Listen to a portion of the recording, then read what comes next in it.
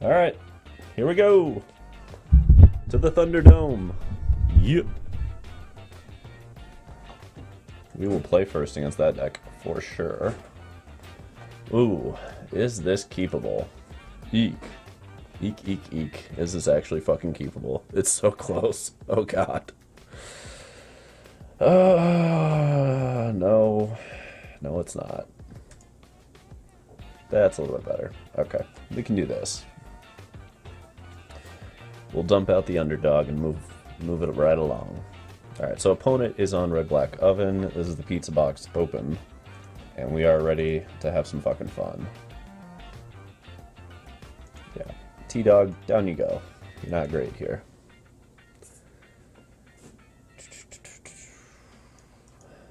Let's see.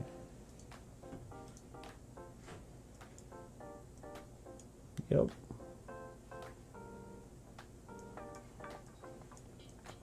Alright, deck. I need you to draw me some lands. Game 1 against this deck is so rough anyway. It's just kind of set up game 1 for this Rakdos build. Ah, fuck you, deck. Alright, well. We got a little greedy. Let's see. Do we care about the Blood Tithe, or do we really... We do somewhat care about Blood Tithe being established here. Graveyard Trespasser is good, but we can still get lands off that. Yeah, we can wait. Tempo is a big deal game 1. If we can establish a firm tempo point, it helps a lot. Christ. For those watching, let me know how the sound is on this one. I think it's about right. It might be a little soft. We're going to bump it up a little bit. I think it's a little soft. If I'm wrong, let me know.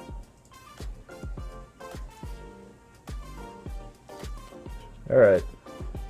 Come on, Rakdos deck. Do what you do best. Claim the Firstborn. And then sack it with one of your many, many sack outlets. And neither of those are things that matter. Cool. Come on, Rakdos, do what you do best. Let him down when you're trying to win. Fuck off, Zero. Smack it right up in that ass. Oh, please, I was gonna say, please block with a cat. That would be so fucking rewarding. It was almost worth the Blood Tithe just to put the cat in the grave to remove it with Graveyard Trespasser, but given that they didn't play Witch's Oven, they don't have it in hand, or they would have just played it, because that deads the whole thing. And in the meantime, I would rather get Graveyard out there and run them. Because I'm pretty sure they're going to get some Mayhem Devil shenanigans going here in a moment. Nope, unlucky witness. Okay. How unlucky is that witness? Let's find out. Are they sitting there with just Fatal Push on Fatal Push on Fatal Push? Probably, right? Double check the thing. How is the sound quality on this? Good God, let's see.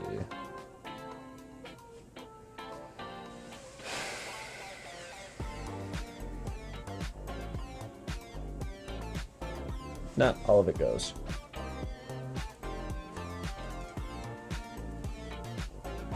We are the aggro.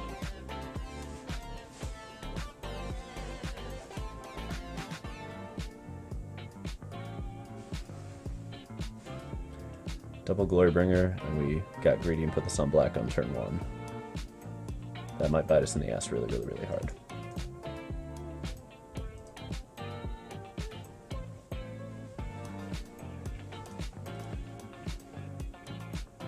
Okay. So they get to rock a Fatal Push probably to kill the Trespasser as the Mayhem double.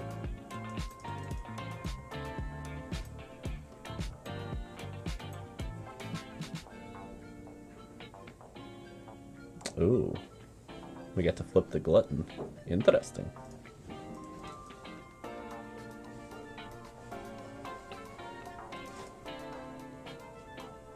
Round 1 fight. Mm-hmm.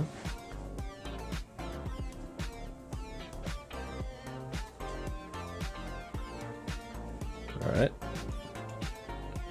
That over a devil is interesting.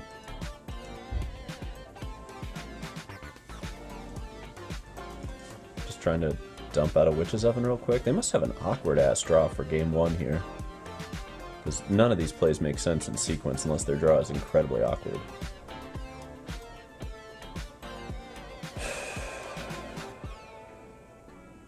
What you doing? Is it claim the firstborn? Is this like a dump your whole hand to get rid of Graveyard Trespasser? Alright, well, regardless, we are doing this because we would like to get that 5th land, even if it's just for the Hive. Like, alright, we're fine with the Fable here. That'll also fix the draw a bit. But I'm sure they're sitting there like, why did you get rid of a Glorybringer? Easy.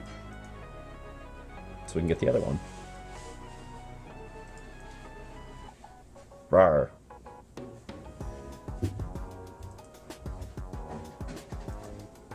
Yeah, we're not exerting for this shit.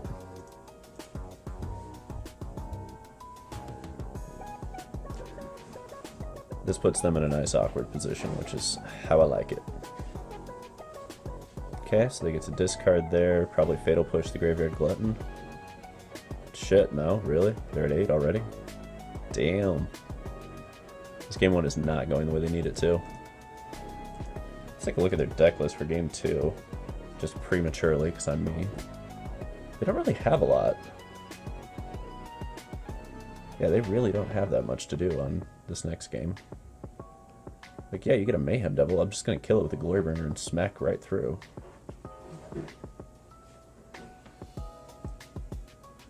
Alright, do we have the win? We've got Hive, Glorybringer. Yeah, I think we get the win. Let's do all the things.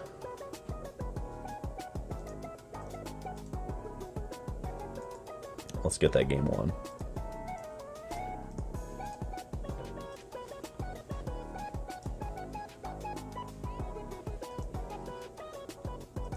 There we go. Game 2. Let's do it. Alright, so we're kind of getting ready for this. We've been assuming this match would come around some more. So, things I like here. Hidetsugus. Real fucking good against them. What else do we like against them?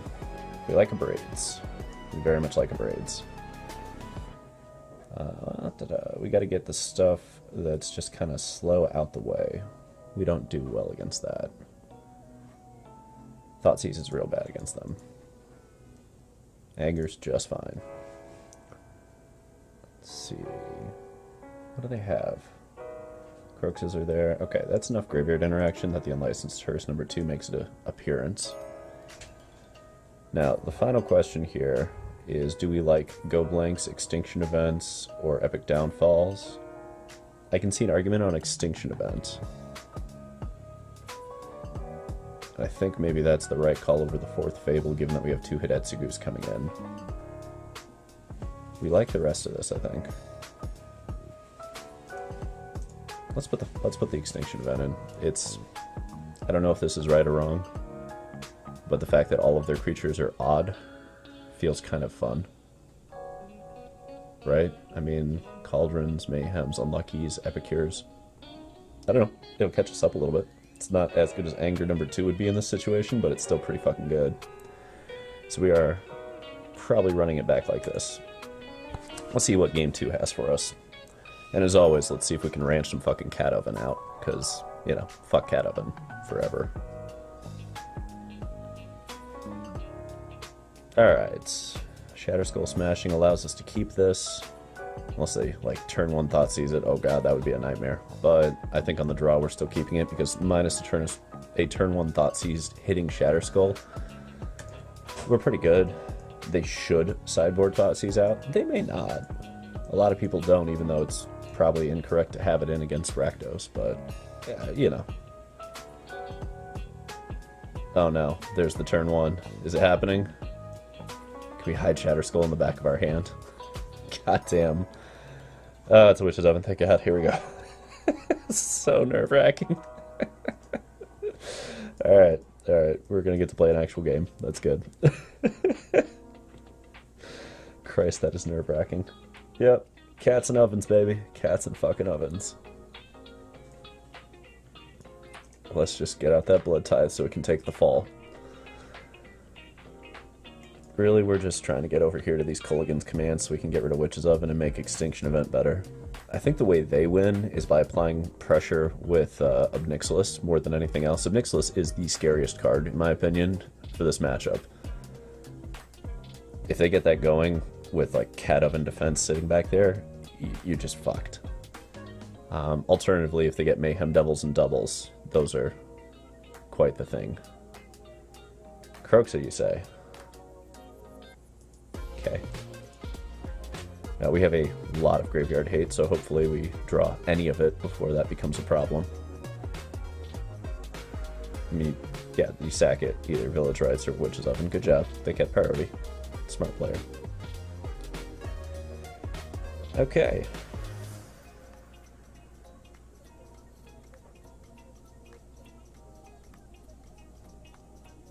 My turn? Hooray! Ooh, Hidetsugu.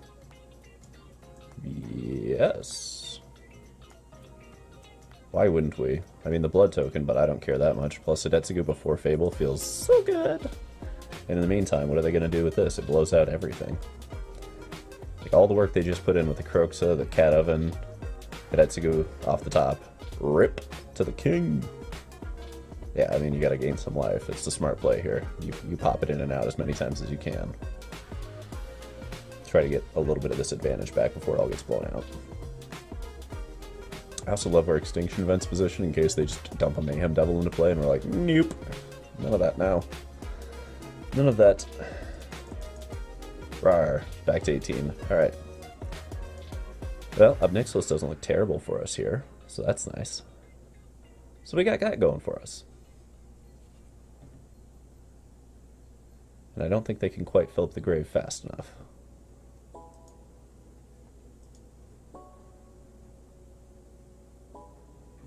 Oh, spicy, spicy. What are they gonna do here?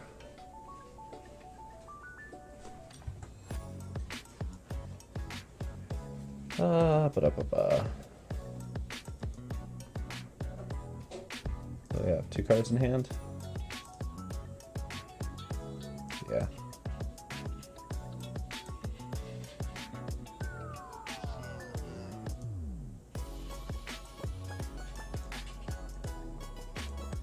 Let's do it like this. You're gonna lose just about everything here, and that's the way we like it. More importantly, this makes Extinction Event once they hit a Gigantha even more relevant, which I like.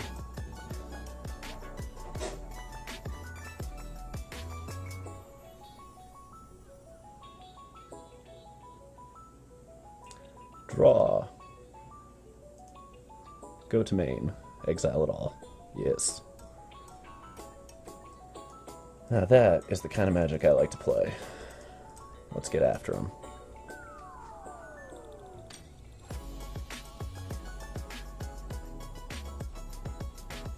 Sure, a little unlucky witness. Gigantha to hand.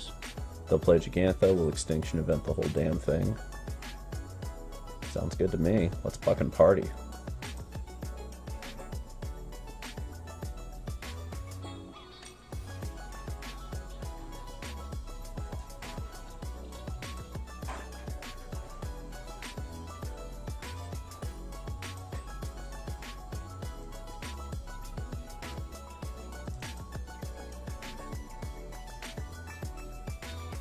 My guess is they block with Unlucky. Yeah.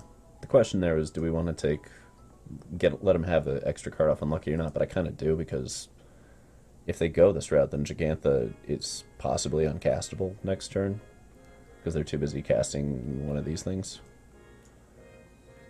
Let's do there, and a little bit of that. I guess they can go Hive into Gigantha. We're also very good with that. Like, we'll lose a Hidetsugu, maybe? Is this considered 3 or 0? I don't really know. Gotta find out, right?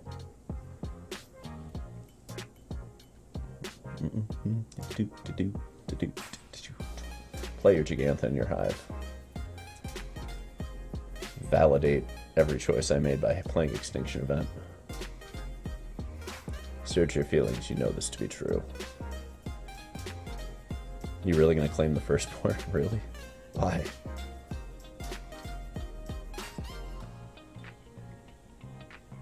Okay, that's spicy.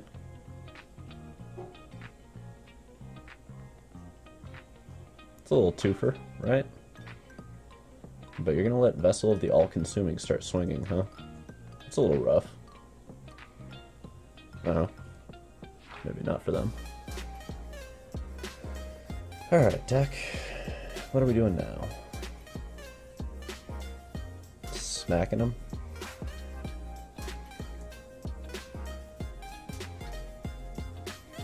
Witch's Ovens are back, huh?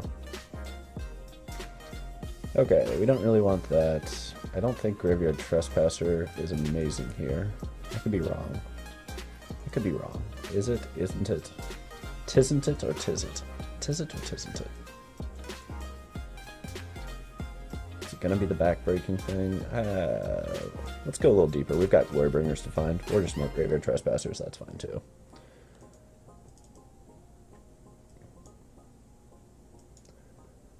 Yeah, let's do another Fable.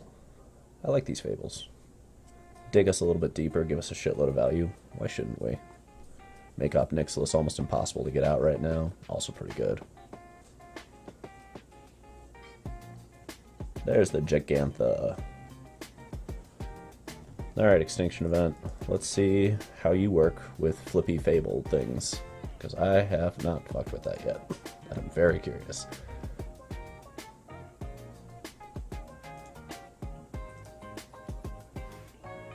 I think we could dump the third Fable. Yeah. Okay. I don't know how this works exactly, but we're doing it. Because I'm very curious. Odd. Damn it, it does hit him. Alright. Well, we had to try.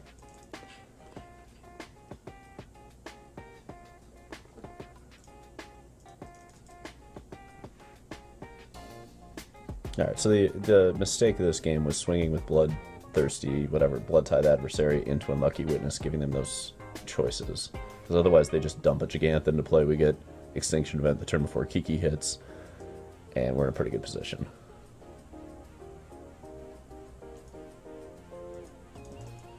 Okay. Instead, we're grinding this one out to the bitter end. That's okay, though. We have double Graveyard Trespasser. That does a lot of work for us.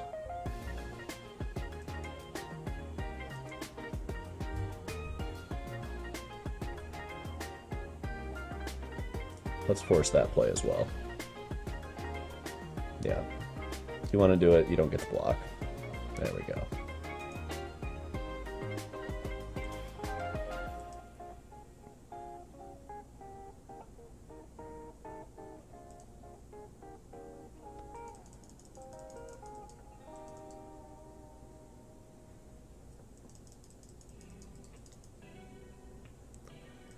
We'll get those treasure tokens up and running so we can get some nice double spelling in, but now we're into Kikis and Trespassers. Like, let's fucking go, you know?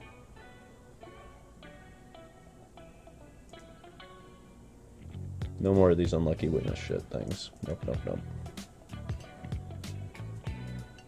Alright, you're gonna need a hell of a draw to get through this. Do you even have Anger of the Gods? You shouldn't.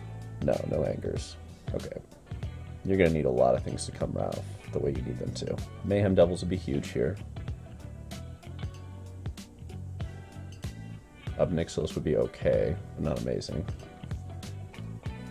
But if you drew dead here, you are in for a bad, bad time. There's the Mayhem Devil. Okay. Let's fucking party.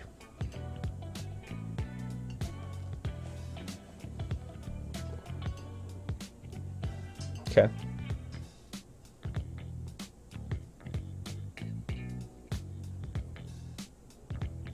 Go ahead. Use it on the Fable token. Leave yourself open to Den of the Bugbear. I'm here for all of it.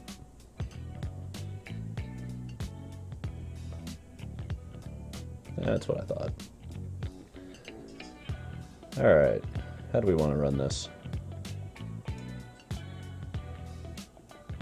I'm still fine with this play.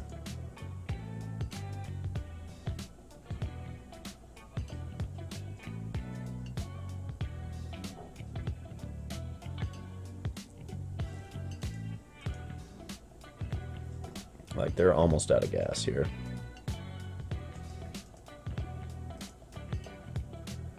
let's eat these creatures. Nom nom nom nom nom nom nom nom nom. All of them are mine. Love it.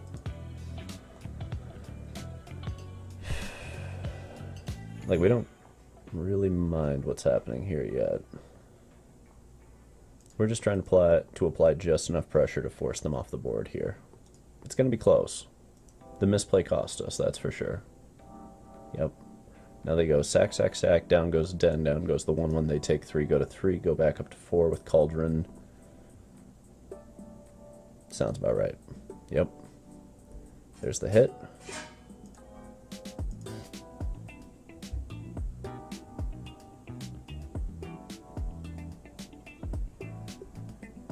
And there it is.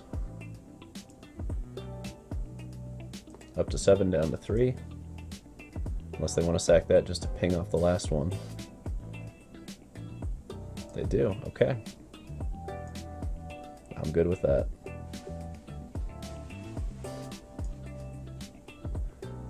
But here's the thing about it.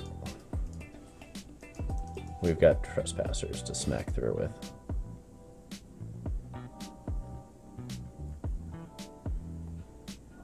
And now it's Trespassers versus Devils. Wolves versus Devils. Team Jacob, huh? Let's get it.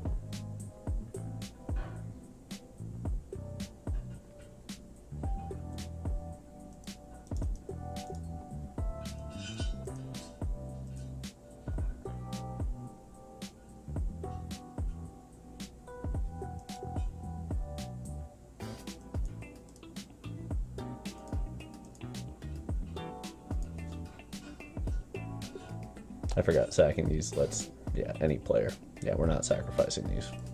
These are sitting here until we kill that. We need to kill the devil.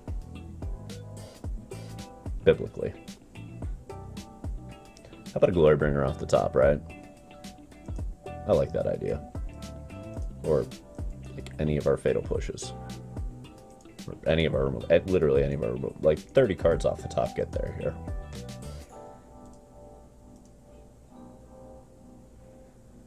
Okay.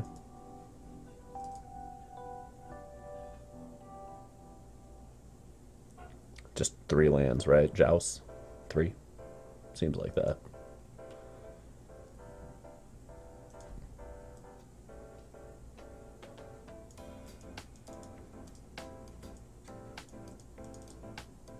Okay, that's 1 land. I'll play 2 more. Let's see how it goes.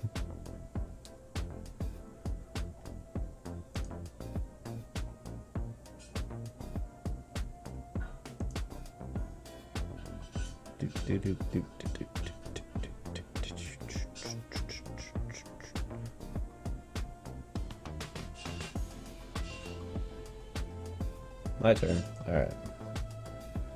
That'll work. Yep. You can do 1 point of damage to whatever you want. In the meantime, that's gonna die. And then I'm playing Sekens and then smacking you in the teeth.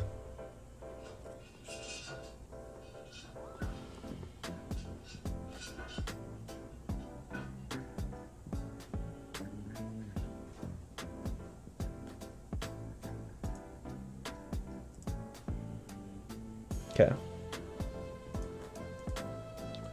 2 creatures, couple creatures.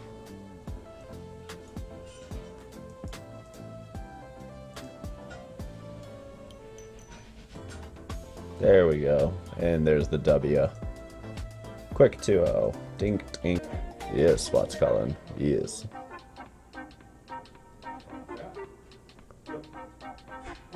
Well, let's take the play and get going. I'm not doing a turn 1 Thoughtseize because the life matters, but turn 2 we can do it. Yeah. It also puts them in an awkward position if they want to turn 1 Thoughtseize where they kind of have to take our Thoughtseize, which I'm very okay with because that costs them a lot of life and not us. Or that goes like that. Alright, let's mess with them a little. Triple Graveyard Trespasser. Fuck. Alright.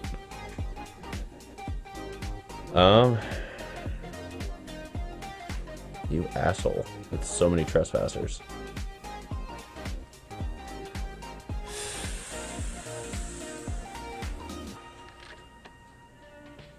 let's make things awkward for you. You can have the Trespassers, but no 2-drop. Okay, you're just gonna top deck another, you fucker. Yeah. Time to get Fable going.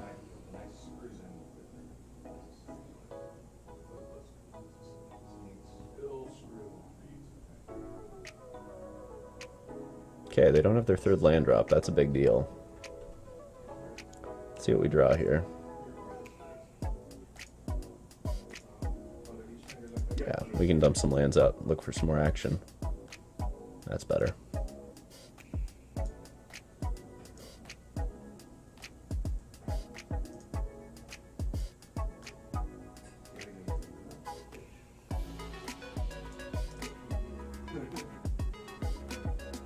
So if they didn't get a land here, they're in a lot of trouble. This is when they start using blood to hit Fatal Push just to try to get a land, but it's awkward. I'm very okay if that's the direction they're trying to go. Yeah.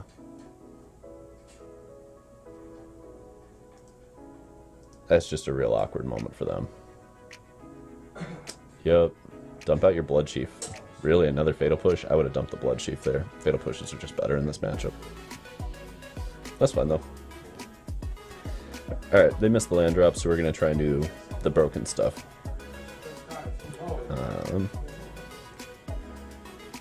I think pressure is probably the best. We can Trespass, hold back push, or dump it into play. Is that better than Chandra Minus? No, Chandra Minus is still probably the best play here. Well, if they get land and Trespasser, we're going to want it the other way. Yeah. Yeah. We'll fuck with Chandra next turn. For now, let's go for the advantage. We have an active Kiki and a Graveyard Trespasser, and they need to get going quick. And if they missed a land drop here, I'm pretty sure they're KO'd. Like, this is, you have to drop a land. There you go. Okay, so they should drop their own Trespasser here.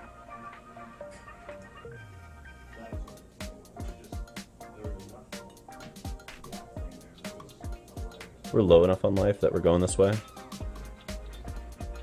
We'll push out. They're going to dump a Trespasser into play. We'll Chandra it and we'll torch it.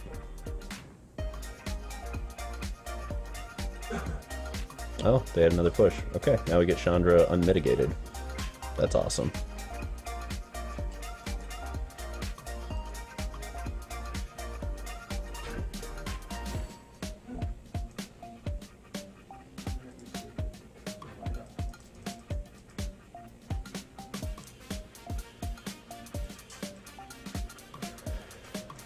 Okay, let's do it. Trespass all day. You're not getting life off of it. That's why we did this way.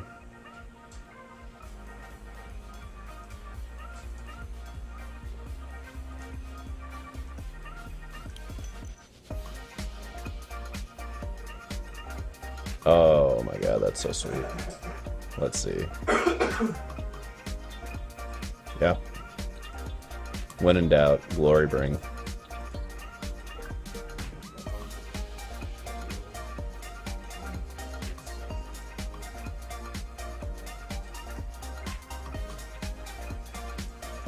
Block it or don't. I don't really care that much. Yep.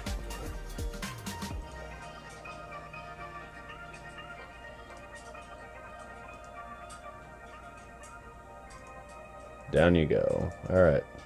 Game 1 looking real strong. They stumbled way too hard, missing that 3rd land drop for 2 turns, and we got that Glory Bringer. Alright, so, sideboard for this. Super simple. Out goes the Thoughtseizes. Out goes the T-Dog. What do we want? We want the Invokes.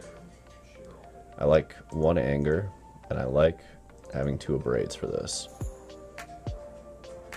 There's an argument on Extinction Event, I think it's worth it. And there's an argument on Soul Shatter, I also think it's worth it.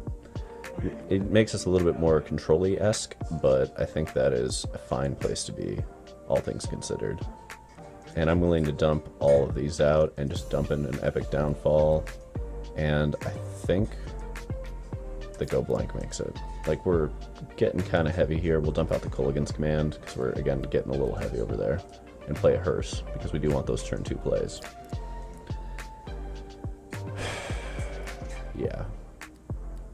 Let's see. How heavy are we on these drops? 1, 2, 3, 4... 14 instead of 12. That's not too much worse. We go up a little bit here. That's not great. We go up a little bit here. That's not great. Yeah, we're just a slower deck, but that's fine. Alright, we're up a game. Let's take it to him.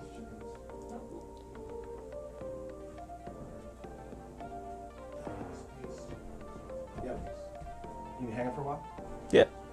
I'll go grab the whatever's missing to make like chicken sandwiches and shit with those chicken breasts. Dope. Alright. Yeah, this is totally reasonable. It's the kind of hand we like. Some quick action. Everything curves nicely. Everything's set up so we have good invoke mana.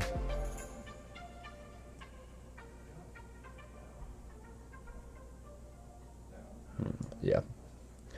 We need to be able to blow up their 2-drop, and then if it's T-Dog in particular, then we can get into unlicensed Hearse action, which feels good. Okay. That's fine. That can sit there. I'm not 100% on the second copy of this over like the second Epic Downfall. It's a weird point of trying to figure it out. This is where I say let's ranch them. And let's just start with the simplest thing possible, right? Okay, 1, 2, 3, 4, 5, 6, 7, 8. What do they have that kills this at 2? Not much.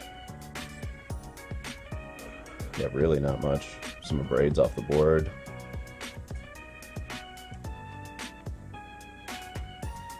Still, we do kind of want to be able to keep unlicensed Hearse rolling.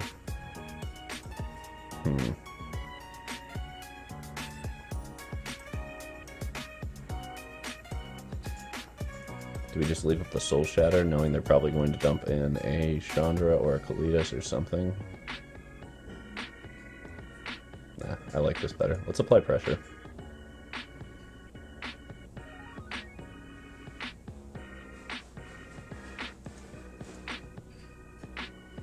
I don't know what you got, but I don't think you have a removal spell there.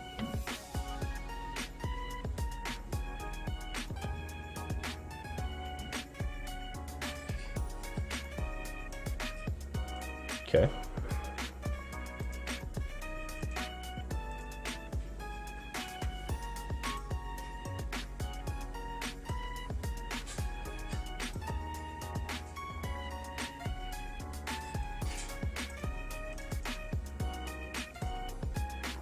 Such a chess match when you get into these.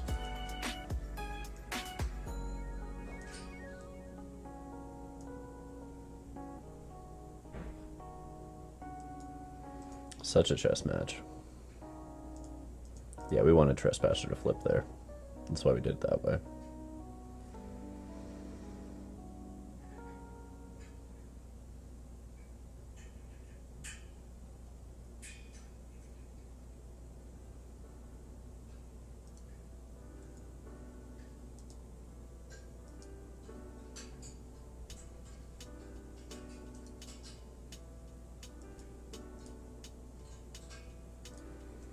Yeah, they can get Revolt for a Fatal Push either way. It's just better to go this route.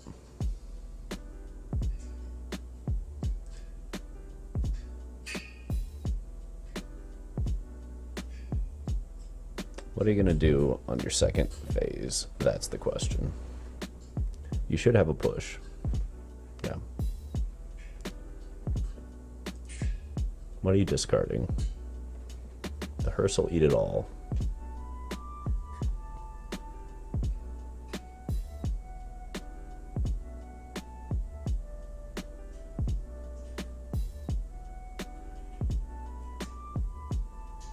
Are they missing their 4th land drop? It's like 2 straight games of land issues. That's a lot. Okay.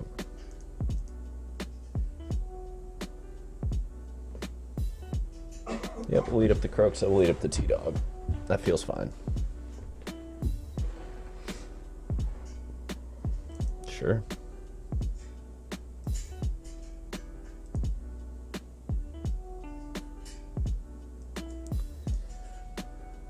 Let's see, we've got 2 here. Probably worth it. Do we just do the hearse here? Yeah, let's get the value.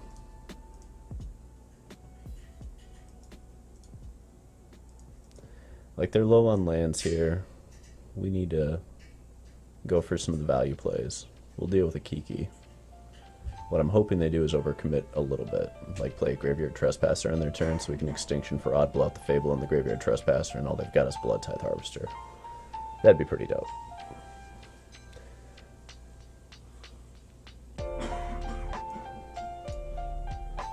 Yeah, that's a lot of action. Okay. Cut was definitely the right call there, and probably Kalitas was too, yeah. Rawr. Blood Tithe. Sure.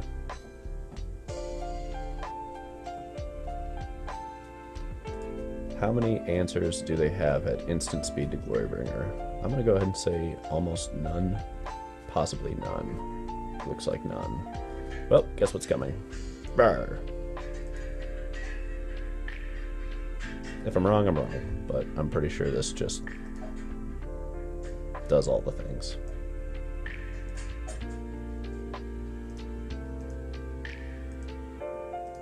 Down goes Kiki.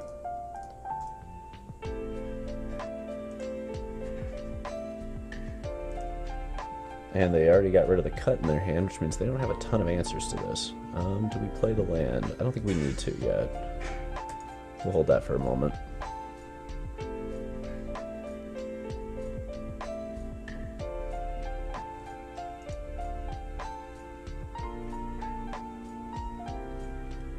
Okay, dumping out the Invoke. A little awkward for them. We're also getting to a point where Unlicensed Hearse is going to become swiftly unmanageable, and Manlands will be able to turn it. Yep. That Castle Lockthwain, that's why the fuck you don't run Castle Lockthwain, because now it's like they missed another land drop and got time walked again.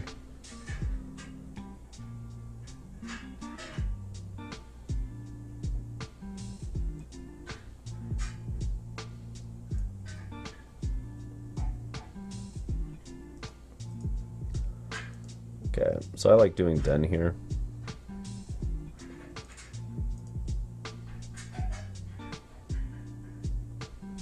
I mean, they're welcome to kill it, but I'll just activate the Hearse. And if they don't kill it, we get protection from Invoke, which is what I wanted. Now they can Invoke Despair, and I just don't care that much. Okay, down goes that, but you still take 1, and Invoke no longer kills Glorybringer without an additional spell being cast. And that's the point of done of the fucking Bugbear. That right there. Ooh, spicy. Okay, the gates are down.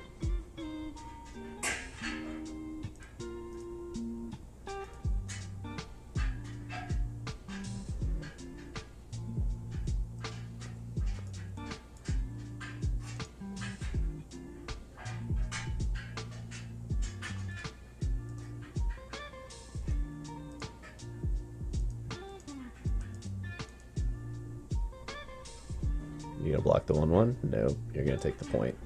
Okay, we drop the land as much as I want to keep it for Fable because we want to keep Soul Shatter up, just in case. But either way, I do not think they are in a great position to deal with what we have going on here. That's potentially lethal they're staring down.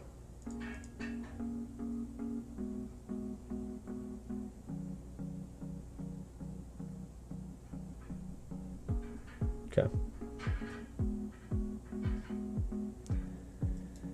Yeah, this is worth doing. It's a little greedy, but at the same time, knocking Sorin off the board. There we go. There's the Scooparoo. Ah, there we go. Alright, Judas, let's play.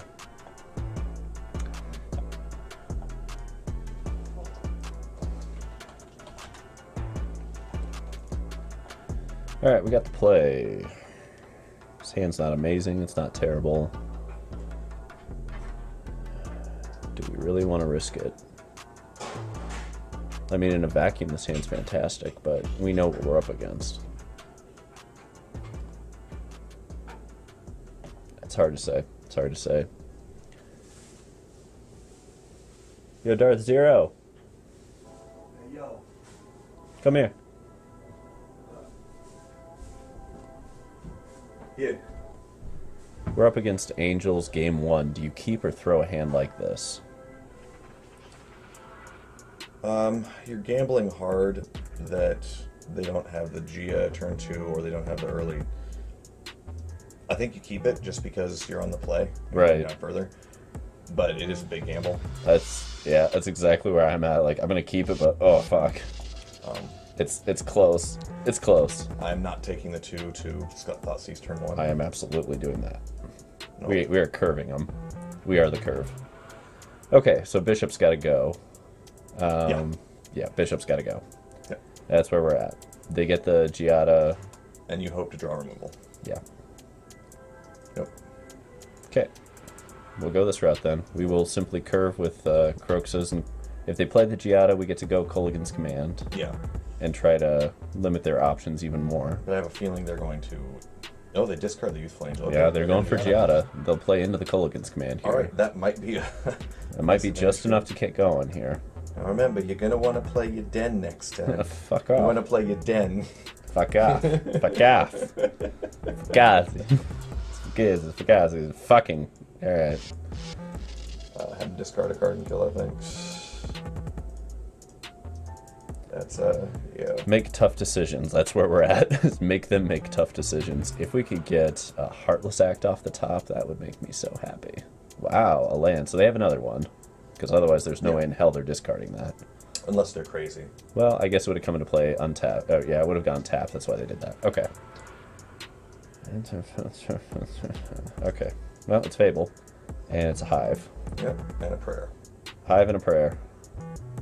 We're here. We're here for it. We almost have Croxa, though, which... It's not very good against that. It's not terrible if you can get rid of the Valkyrie. It's not terrible. It's not terrible if their cards don't do things. Their technical cards don't always do things. They sometimes do things. Lucky us here, we will get to swing with the Kiki. And, I think it's these two. Yeah, you pitch both of those. And at worst, we're able to use the Shadow Skull to kill. Holy fuck, yeah, that's what we're doing. I'm still going to swing with the Kiki and well, they might trade though. Yeah, we swing this either way. We're fine with Shatter Skull here. Well, the other way is playing the Blood Crypt untapped and just killing the Angel, so you knew that that thing got through with it. We can do it this way now. And we can get the Righteous Valkyrie. See, that's why I'm wondering, do you want a Blood Crypt tapped instead? Use the... Fit this to get the kill, Resplendent? because then you have the Sekenza to ditch later, so you are closer to Croxing. No, we'll get Croxa next turn regardless. Oh, we'll have We're enough at 5 time. already. This is the 6th card no matter what. Oh, okay. So do we kill the Valkyrie or do we kill the Angel is the question. Kill the Valkyrie. I think so too. In which case... Oh wait, how much mana is it to activate the Angel? 6. He's Yeah. at 4. Yep. Then kill the... And we'll have Croxa. Yeah, kill Valkyrie, total. Yeah. Shatter Skull Smashing doing some work here.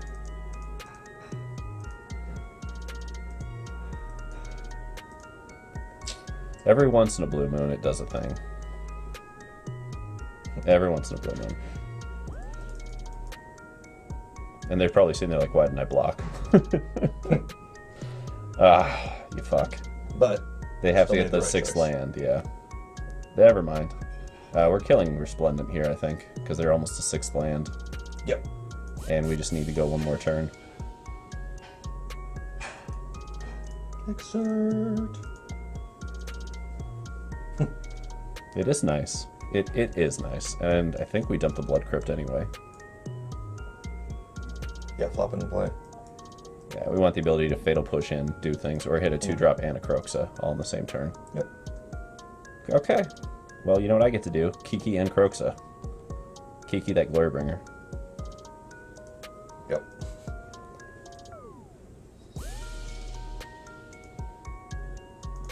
This feels good. And that's why you run 3 fucking Glorybringers. The Glorybringer's bit key. Exert, attack. Alright, they have a few outs, but not a lot. The outs are Coco's, basically, at this point. Even at Coco, they can't kill you this turn. No. They can make it annoying, which they are about to do. Okay. That's game? No. 6, 7, 8, 9, 10, 11, 12, 13, 14, 15. Yeah, that's 6, game. You 9. just copy the glory. Yeah. We don't exert on this, we just hit this. Yeah, you exert and kill the bishop because they've got nothing else, and you're dealing... And we did the den as well. You're dealing 16. Yeah, you can even den in there if you want to. Might as well. Yeah. Okay. We're just... Like, I'm doing math and they know. Alright, Judas, you lose round game 1. Let's go. You just exert both your dragons and kill both the creatures. No, because then they get a blocker, the 1/1. Depending on what order it goes out. You know I'll fuck up the order. Okay. Okay. It's like, what are we even talking about? You know I'm gonna fuck up the order. I'm okay. Alright, so what we do get against them is Extinction Event, Anger the Gods, Abrades, Soul Shatter. Epic Downfalls are great here. We don't want Thoughtseize. That is not good against them. Unlicensed Hearse does nothing. Tenacious Underdog is worthless. And Graveyard Trespasser is kind of eh. Do we want to dump anything else for anything else? Hidetsugu, does that do anything? I guess they have 8 1-drops. Does that really matter? If they get going and have their 1-drops, it's one thing, as well as if they get their tokens already being created, but if you're losing by then, you know. Do we want the Hidetsugus, though? 3, 4, 5. How many cards do you have on your side right now? I mean, this is where we're at. Okay, so we've got 15. We don't have to pull anything else, so we just tinker around. Yeah, we're just tinkering at this point. Colligan's Command is probably less good than something else that you have for removal in your sideboard. Do you want, like, Invokes? Because it's Invokes, Hidetsugu, and Colligan's. That's it. It'd be between an Invoke and a Hidetsu, but I'd say it beats out the Colligan's Command. Oh, okay. Is it better than a Graveyard Trespasser? How much aggression do you have? You need to be able to still kill. I think Graveyard Trespasser is good because their creatures hit the graveyard and you eat them. That little bit, because it also makes them lose a life, so it's harder for them to hit Magic 27. They also have Lunarch Veterans, which you want to hit with Graveyard Trespassers. And I think that's better than Hidetsugu because of that. Yeah, this is probably where we keep it. This is just straight up removal all the way up the curve. The only thing that doesn't is Fables, but Hidetsugu is kind of risky on that front, and I like Fable getting us to Glorybringer faster, while also dumping out some shit that doesn't matter. Yeah. The question's really Kroxa versus 1 Colligan's Command. I would ditch Kroxa in a heartbeat, but that's because... Yeah, I think just play all the removal is the answer to this matchup. Like, they're going to bring in Yasharns. Hi. Hi, Prim. Hi, Prim. Did you just hiss at me? What the fuck, Prim? That's her thing. Oh, okay. She interacted with you. She interacted. That's the key. Okay. Let's keep her. Keepable. Turn 1 Blood Grip tap, turn 2 Swamp, Harvester, turn 3 Cool Thing, kill their 2/2 if necessary, or play your Kiki. Yeah, you're in business. Unless they just go all crazy busty. I mean, if they curve us, they curve us, but they seem to be meh on that front, so Hidetsugu would look real nice. Oh well. This is the only draw where Hidetsugu looks appealing, though. Yeah, well, that Colligan's Command would have been Hidetsugu, so that's what you're thinking about. It would have been appealing here, but I don't know. It would also be a question of, like, it nerfs this and Fable to a degree to play Hidetsugu. So it's like, is that actually better than the Colligan's Command? We'll find out here. Okay.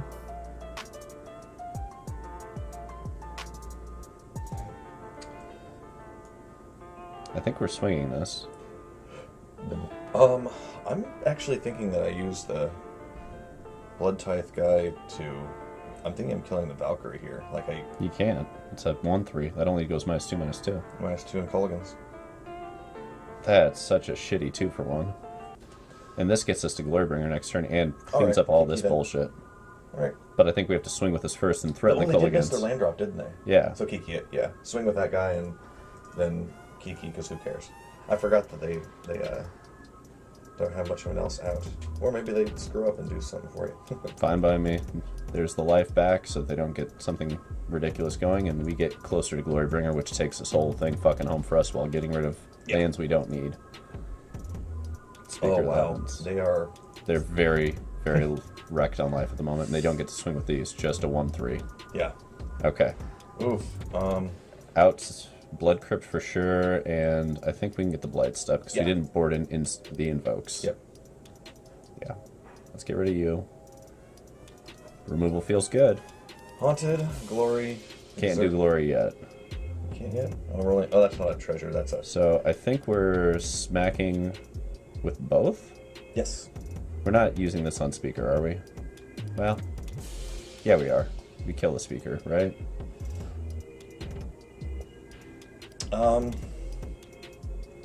Are you intending... How many of your creatures are you intending to kill this turn? Well, we're going to end up getting 2, because we're going to get Culligans and a Braid in the same turn, but we'll hold it all up for their turn. I would say play it safe. Harvester, kill the speaker, swing with Kiki, and then I doubt they'll double block. If they do, it works to our benefit. Yep, and now I go ahead and abrade their stupid Valkyrie. And Soul Shatter gets held up in case it's needed, and if not, we Culligans. Yeah. And we bring back the Blood Tithe. Yeah, that seems fine. We'll take 2. Just in Sure. case they have a land that they're sandbagging. We'll play it safe. We're ahead quite a bit, and they're missing a lot. Oh, that's even better. There we go. There's the Culligans. Yep. Let's just kill you now. 2 damage, return creature. This can't feel good for them. No. This is the quickest round 3. And we have a Kiki coming in for the Glorybringer next turn. Rough. Do we even exert it? Yeah, we do. Once they stop gaining life, it's a big deal, and we have a Kiki to keep copying it. Yep. We're only coming at 1 turn behind. It's nothing. I'm sure they're sitting there with like 3 Cocos in hand going, what the fuck? Probably. Or they've got the 2 settled wreckage in hand. Let's look at their list. They don't have settles. Oh, okay. They got Sharns and shit. Deco Stones. Maybe they have Declaration. That's their out here is Deco Stoning. If they can Deco Stone... Then we keep the game going. But not forever, because we have Blood Tithe plus Kiki too. Alright, there we go. I was like, alright. Oh, that's that one. Alright. You're perfect 6-0 into a 3-0.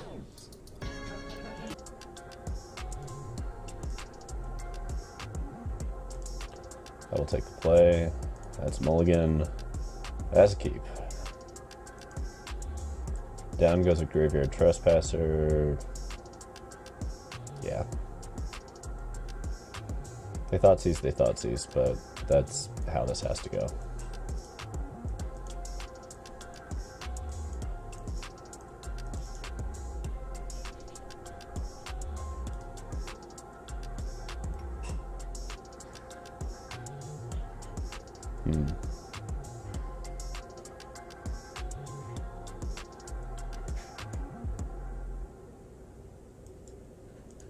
No sense keeping it. We don't care that much.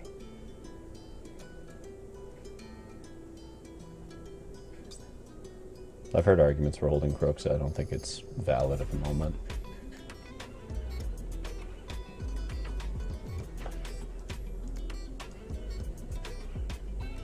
I'm much more curious about what they throw here. Judas. Alright. We'll eat that with the Trespasser. There's the value.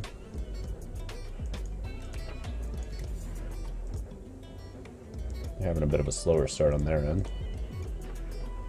And we're going to try and curve them. Let's see how it goes. Sure, you get Croxa, we got Judas. Alright, game on. Yeah, Chandra goes, we minus and dump out the Graveyard Trespasser here.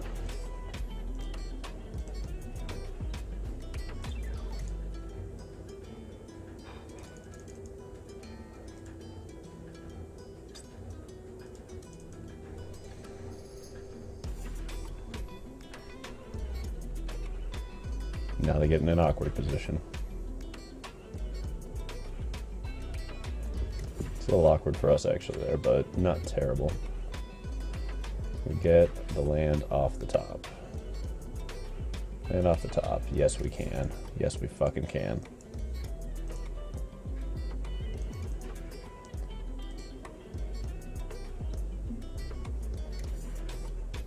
Not looking bad for game one.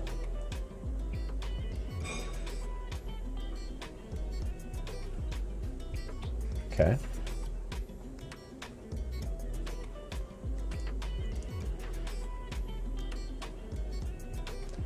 Like they probably have a solution there, right?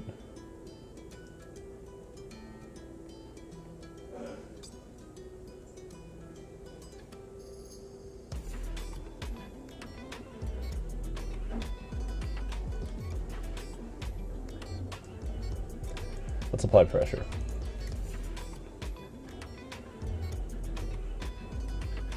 They should have the answer for Glorybringer here. One of their heartless acts. Yeah.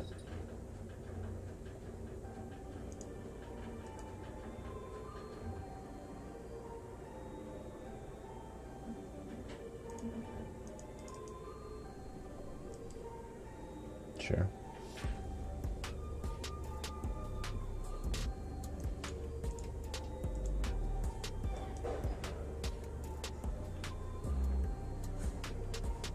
Probably got a fatal push.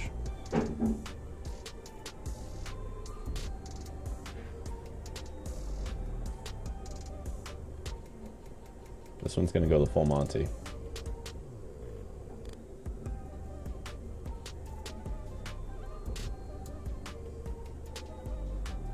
Oh, whoops, we screwed up. We had the game. We went for value when we had the win.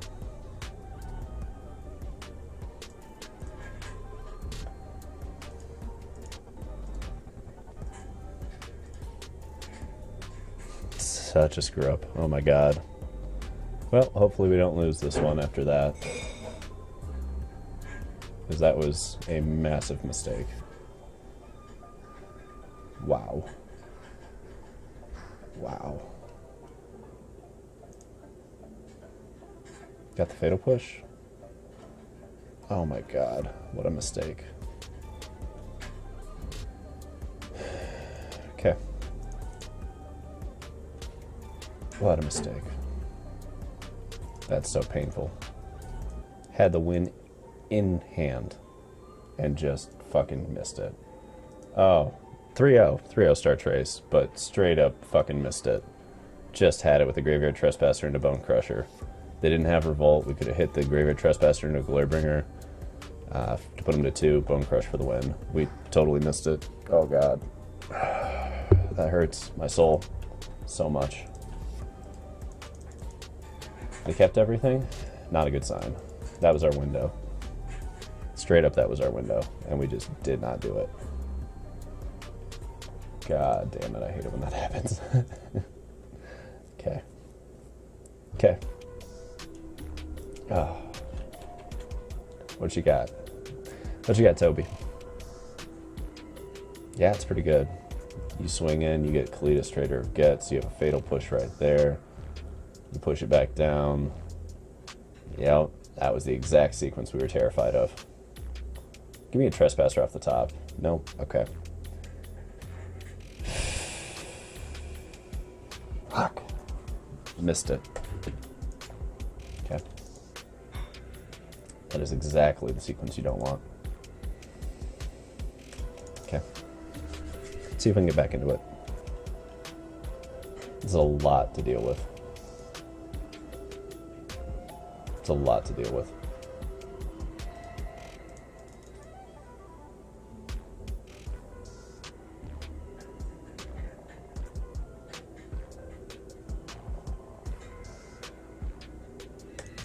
We don't care about their stuff. Okay, what I need is a Glorybringer. And what I'm going to do here is go for a Glorybringer.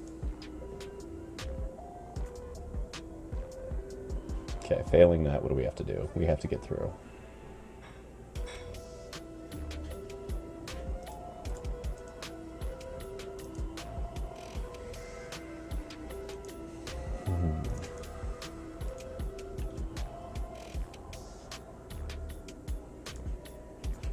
Man, missing a window, that kills you. Oh, and they still the Heartless Act for the Glorybringer. Okay, they probably have this one then. Trying to think if there's a way through.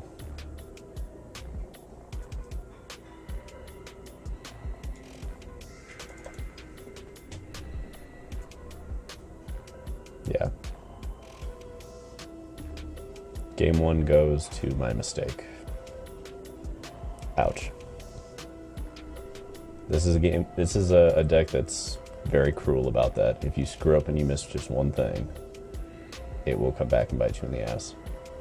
So 3, 6, 9th. I think they have a game right here. Is this it? 3, 6, 9, 11, 15. Yeah.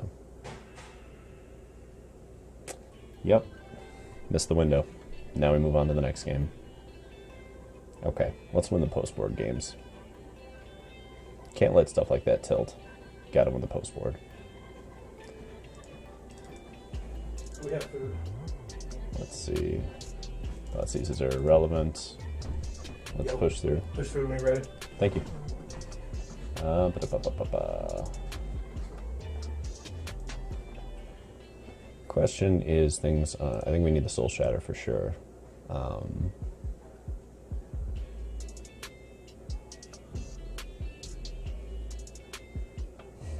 It's a question of how many Blood Tithe Harvesters do you want in this matchup?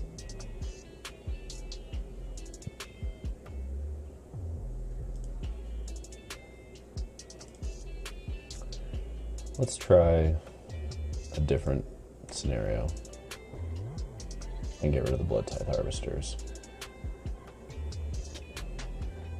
Let's go for the grind. Let's see what they have.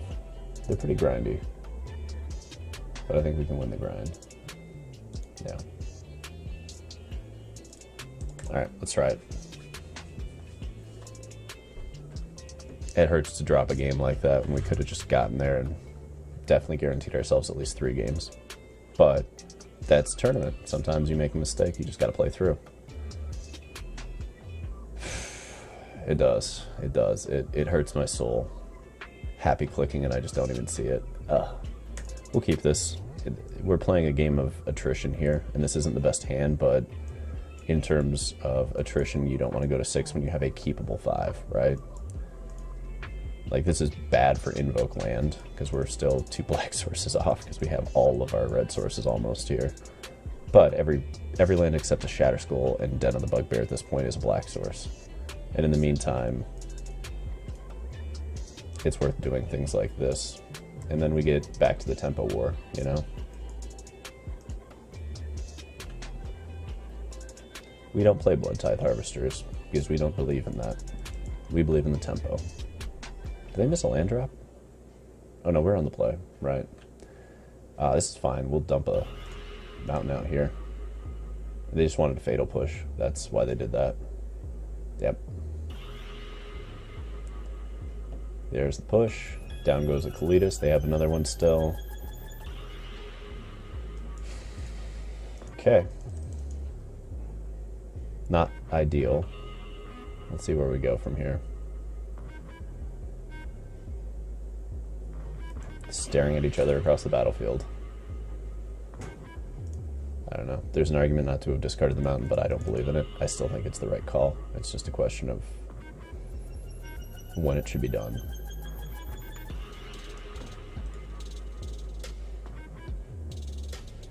Yep.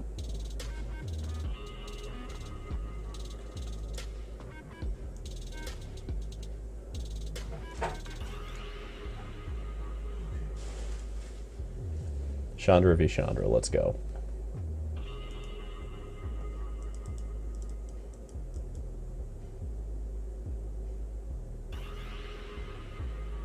Invoke? Probably, right? Yep. I think we're going to lose this one.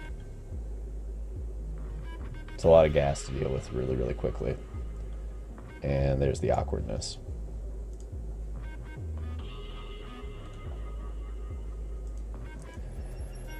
Yeah.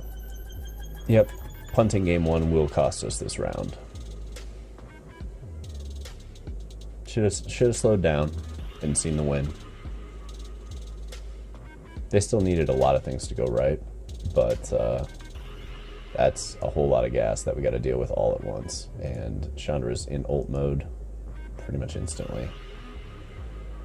Is there a path through this? Okay, let's take a look. We've got to keep the push. We can't get rid of it yet. No, we missed the 5th land drop too many turns in a row. They get Chandra off, that's game.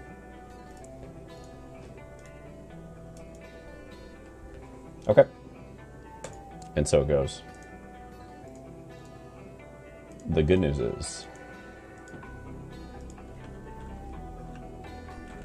that that's just round 4.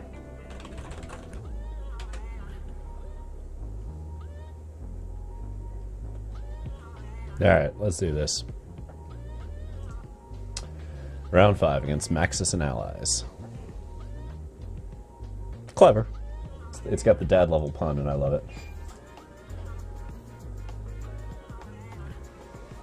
Do we like something like this against mono red? Not a lot. We do have the ability to... Yeah, it's gonna stay. It's gonna stick. Ugh. Thoughtseize instead of Fatal Push is rough.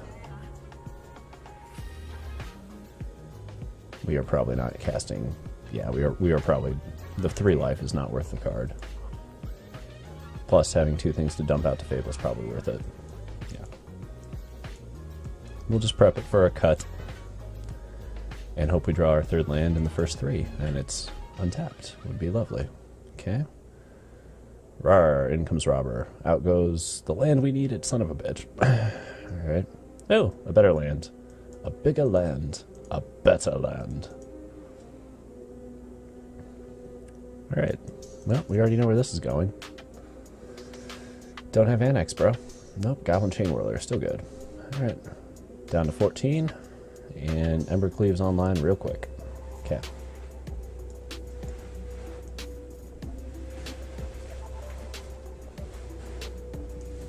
So we're dumping these 2 out.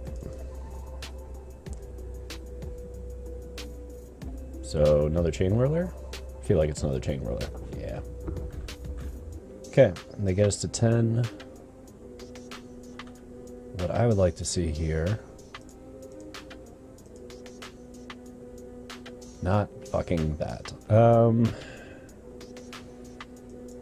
Yeah, it goes like this. So we do the Blood Tithe Harvester.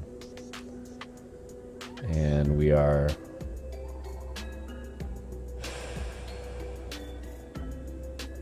Oh, we have it 1 minute. It's just the Fatal Push. Well, technically a Strangle. Yeah, we got to do this on our turn. Because if this is that, then we're going to need it. 4, 5, 6...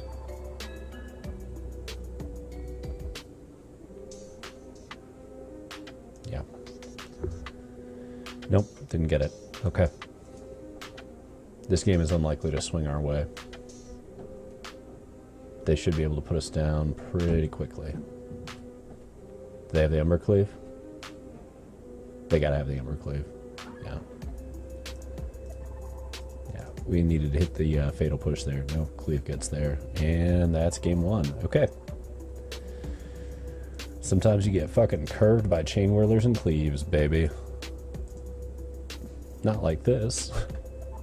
So close to a Croxy. Oh well. Well, we know where we're going. I'll go the Thoughtseizes. Can't have that, don't have time for it. Hearse doesn't matter at all. And we need Abrades, Angers, Extinction Events, Downfalls, Soul Shatter.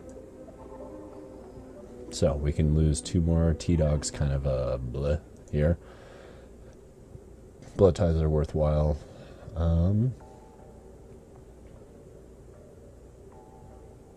I don't know. Croaks is back and forth for me. It's so good when it hits, but it's real dead until it does.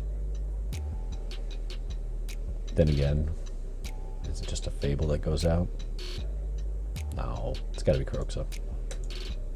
Let's not overthink this. Yeah, Star Trace, there are prizes for this event. There is... Let me double check here. Go back up.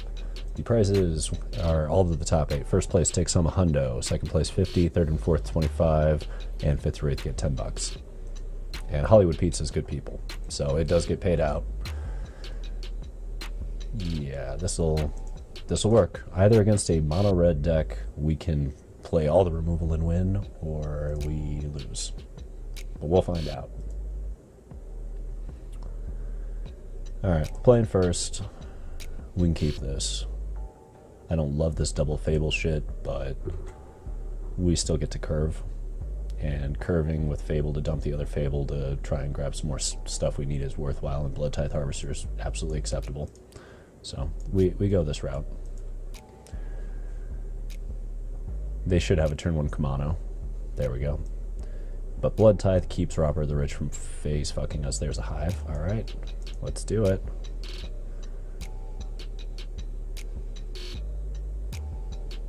The key here is not getting wrecked by the curve out, because this deck curves out all the time. I will block that. Yep, I'll block that all damn day. Don't even care. I'm in for it. Let's go.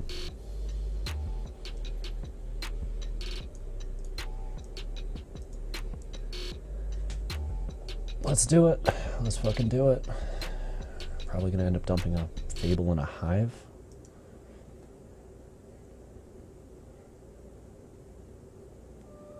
Yeah, 2-4. You got it. The key here is just surviving long enough to get everything else to go the way you need it to. Yeah, I like dumping out there. Okay. Sadly, we're going to need these Akens in here. Okay, let's cut this out. Let's get the other Blood Tithe out. We're down a game, but really didn't want to draw a double land off that Fable discard. Not ideal. That said, are we going to block the 2-2? No, we are not. I would block. Nope, we have Kiki coming. And in the meantime, Roiling Vortex, sure.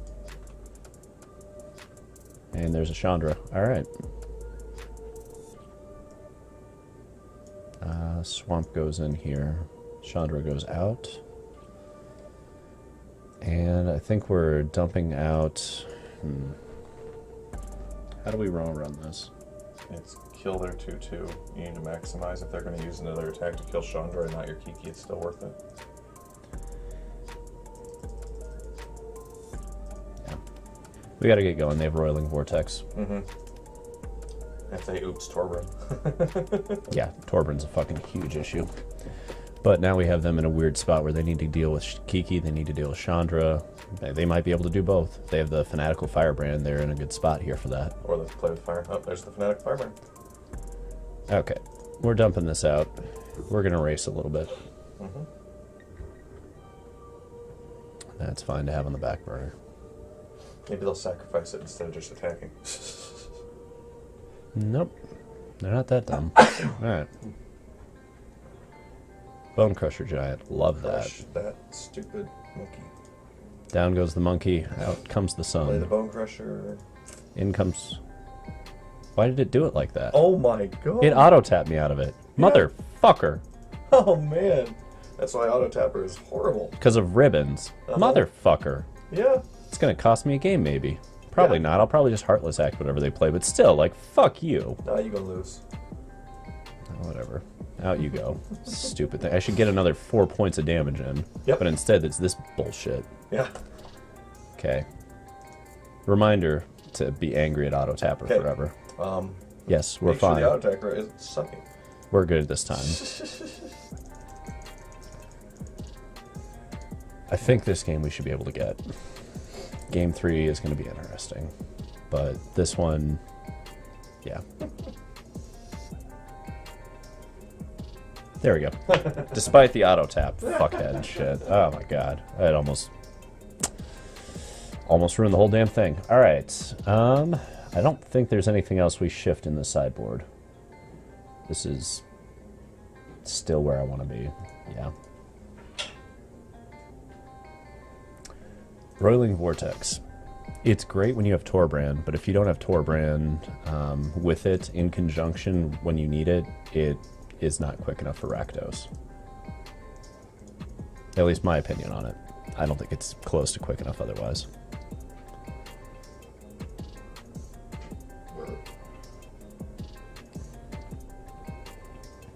We'll keep this. Alright, let's see if we can get this dub.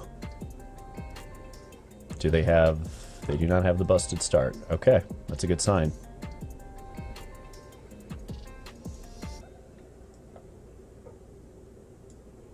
Well, let's get on the board. Let's start playing Magic.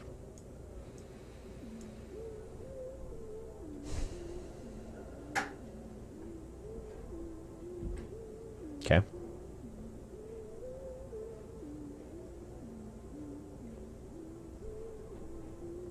Okay. How do we want to handle? It's an annex, we can exile. Then if they get a Torbrand, we're a little late. If we strangle it, they get a 1/1. I'd rather get this dealt with. Also, give us a chance to go strangle into a Bone Crusher next turn if we need to.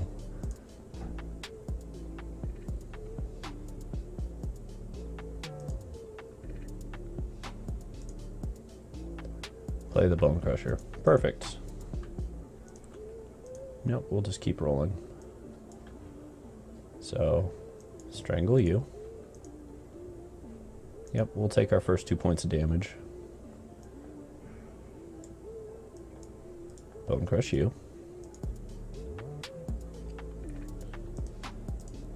And pass it along. Yep, Chain Whirler's in. What do they have for removal? Not a whole lot, huh, right? Oh, they have Lava Coils. Okay. That'll work.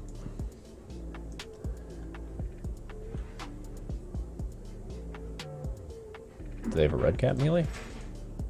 No, if so, they played it too late. Out you go.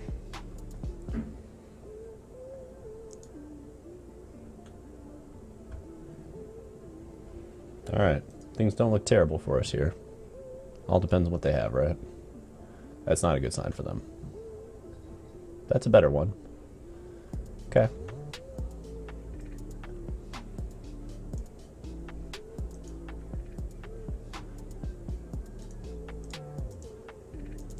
Blow it up.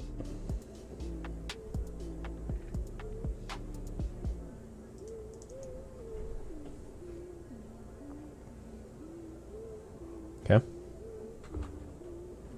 It's probably just that and an Ember Cleave, right?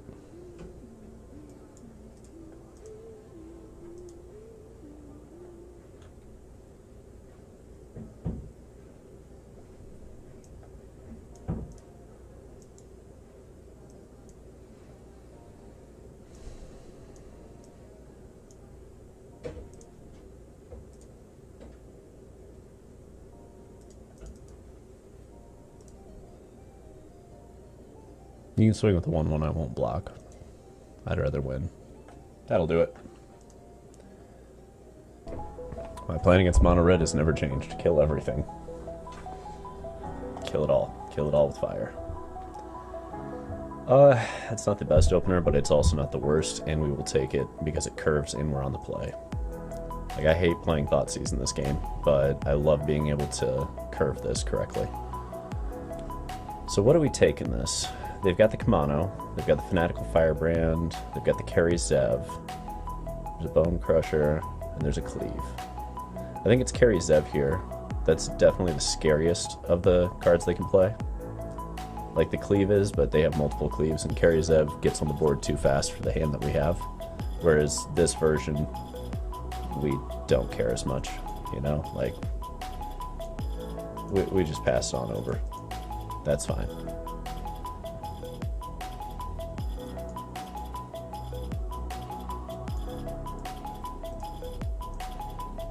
Do a little stomping.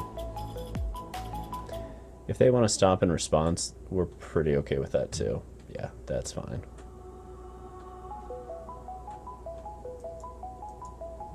Because we do this. Don't love this Thoughtseize here, but we will at least get the Cleave out of their hand. Man, just drawing way too many lands. Come on, deck. Give me a Glorybringer or 3.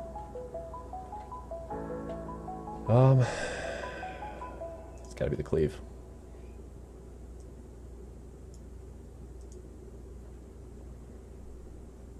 And we can't swing this one.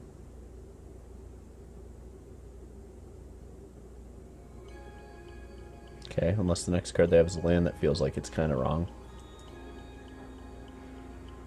If they go land Bone Crusher, I guess it's good. Nope, nope, we got the Glorybringer. Okay, let's do it.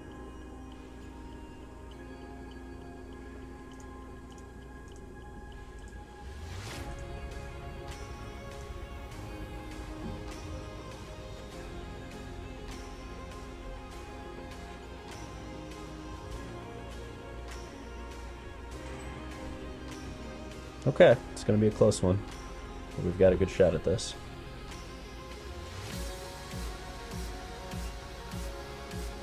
Might be like a weird scenario with a defensive Hive of the Eye Tyrant. I don't know. We'll probably still go offensive with that. Okay.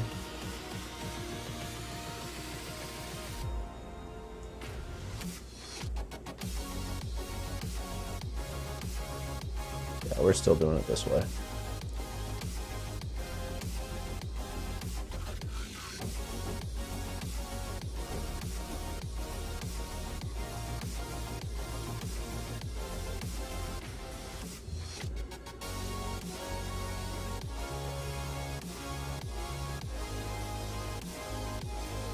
If they play a land here, we have to push the command. No? Robber? Sure.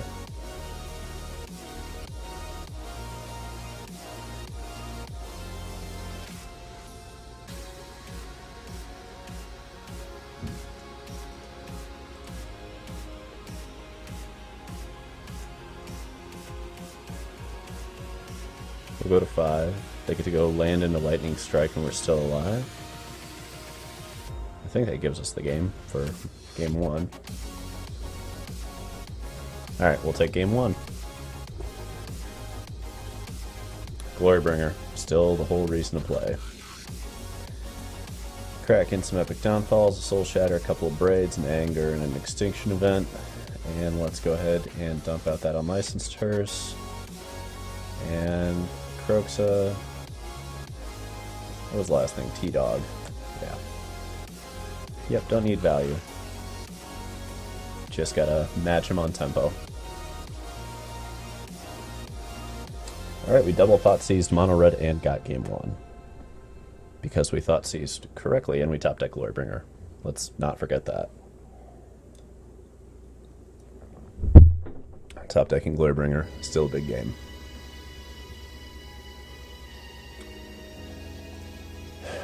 Can we get game 2 and wrap this round up in 2 minutes? Jesus. Not here for a long time.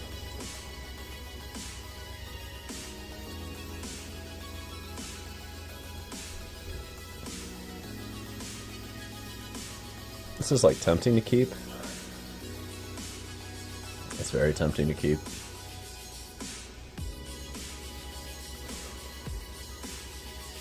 It's so slow though. If they get off the ground quick, we are so fucking dead.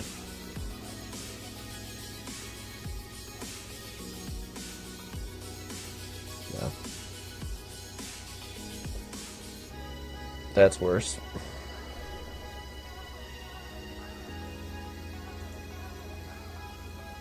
Okay.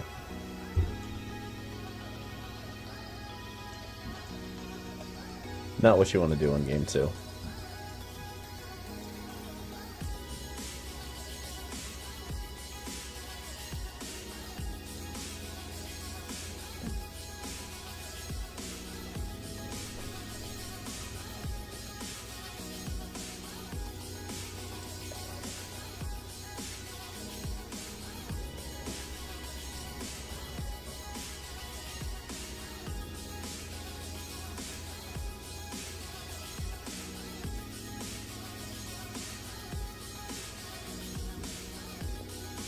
No tempo in LA, baby. Here we go.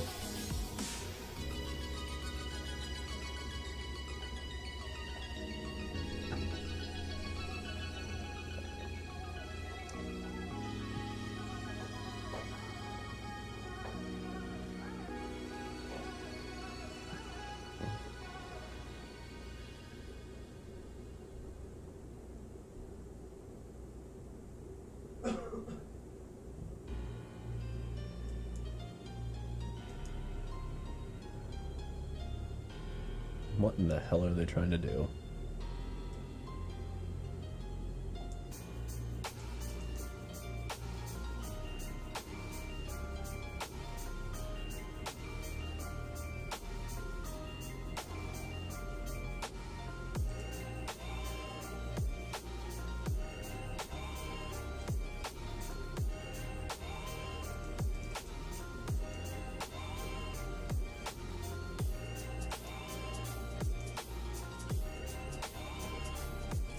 No Embercleave.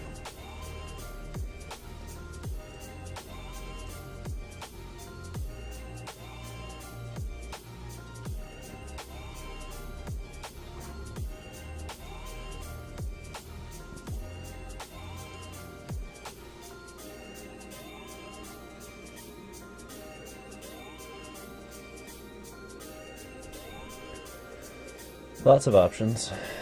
Lots of options.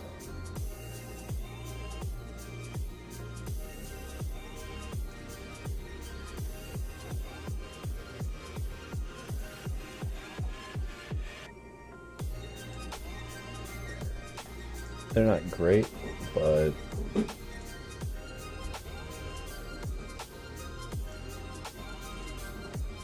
yeah, I still stand by this being probably the best of a bad scenario.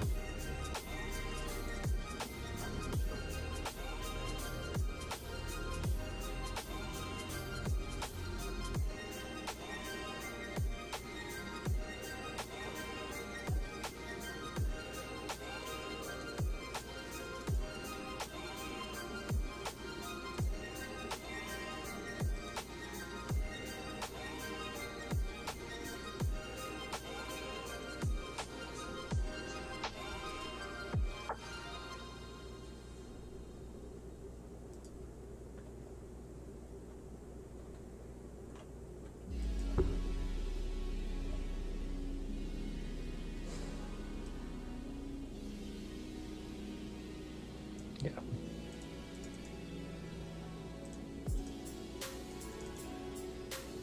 Can't quite do Fable here.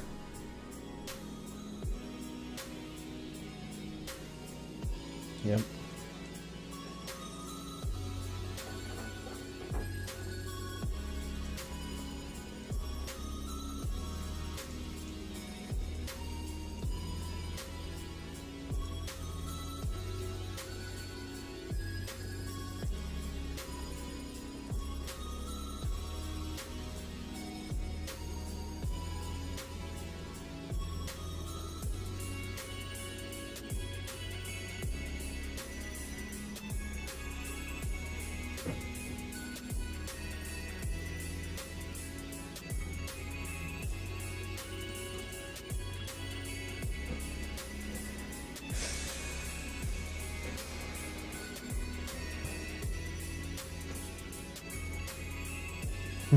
Yeah, I think Bloodside's gonna get it.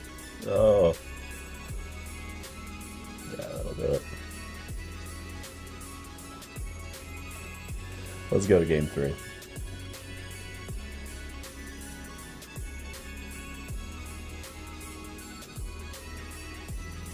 Yeah, I don't think anything changes here.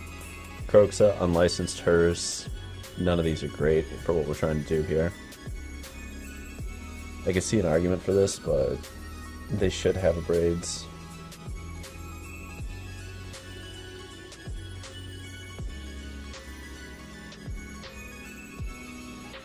I mean, the Fables aren't half bad. They're not amazing here, but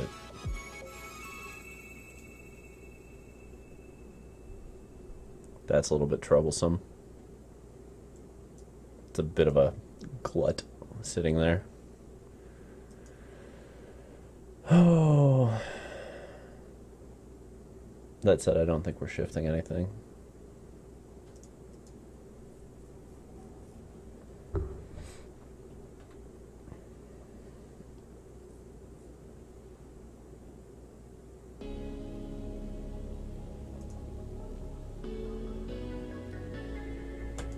Yep.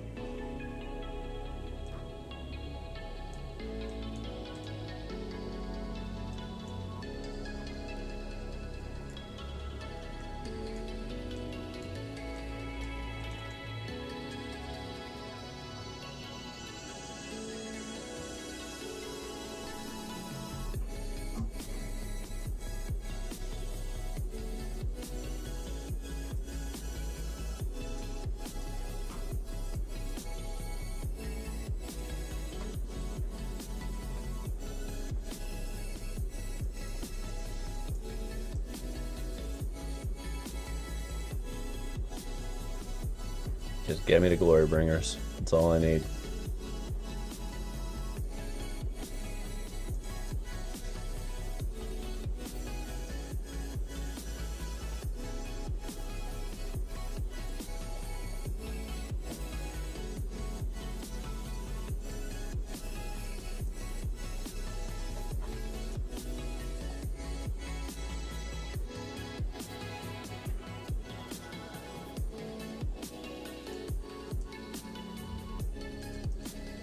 Gonna be a tight one. These hearses are a really good sideboard option for mono red against us. They have a few different cards that are difficult to deal with. Hearse is up there on that list.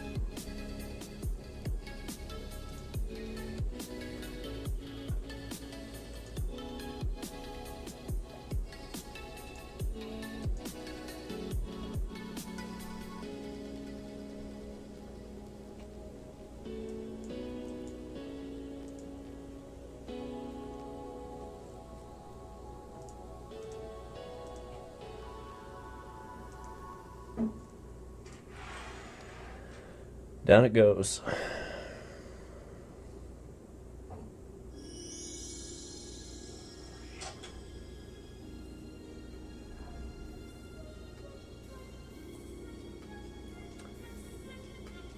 Let's see what they got.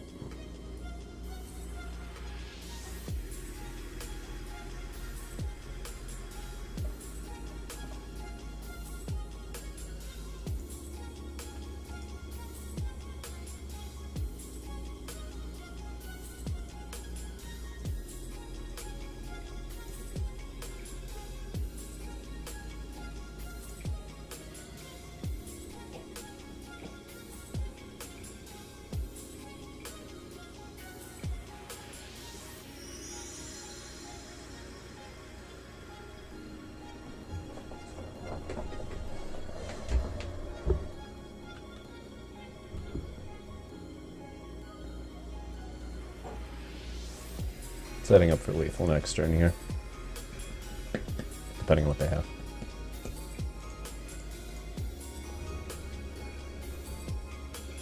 We'll take it. Alright. Stompy stompy. That's not gonna fucking do it. Alright, let's go down to 6.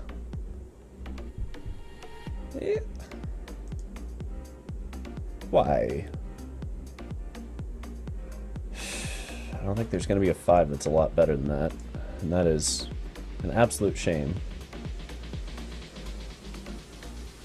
Oh, God. Absolute shame. Let's see. So if we keep this, we dump a Thoughtseize. We keep a Thoughtseize. We have a push. We have a Strangle. We can get to Chandra. Yeah, it's not going to get much better. Not for 6. Like, 5 is not going to get better, probably. This lets us top deck our way into something reasonable, potentially. And that's about what we can hope for in this scenario. Let's wait. Let's give it a beat.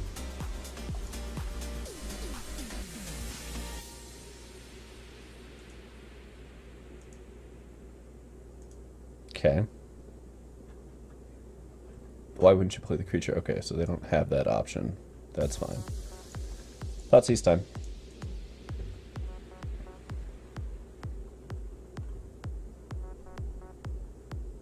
What you doing? This is happening. I have Swarm Shambler in this list? What the fuck?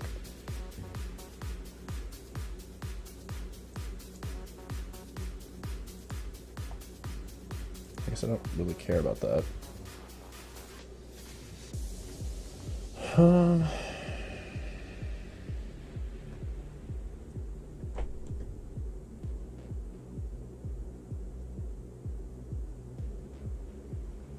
Is it Coco or is it Steel Leaf? I think it's got to be Coco.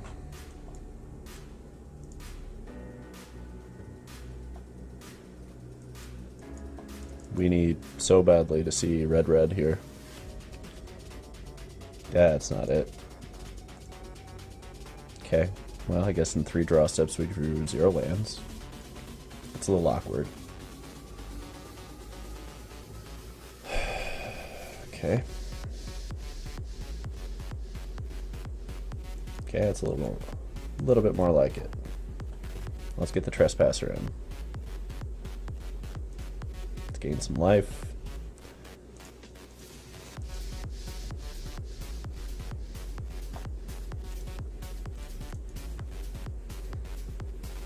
Yep. Yep. Rawr.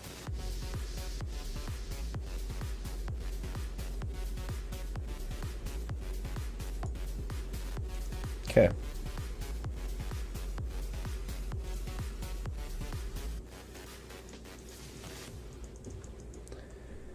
I don't think this one's going to work out, but we're still going to play it to the bitter end. Because you never know, right?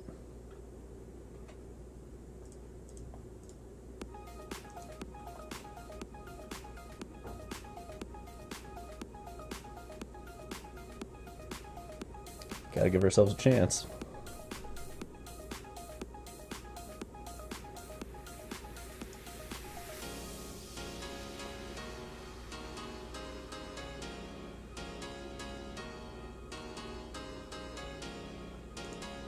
Alright, what are we straying? We're dumping out a Chandra here. Where's the Glory Bringer? No, it's a Chandra. We'll dump one Chandra. We're just trying to find a fucking land here. That'll work.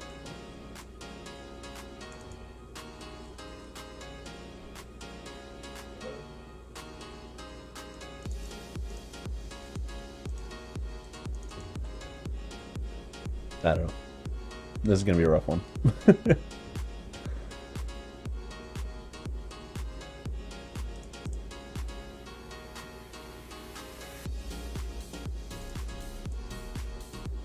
Okay, so we trade out.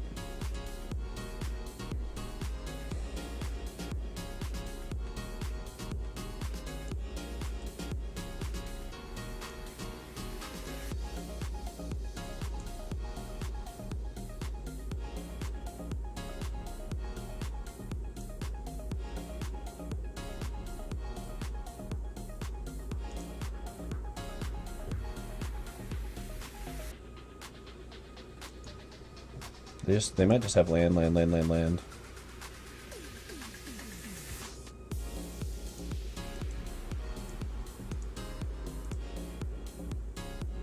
don't know if they have Coco, they win.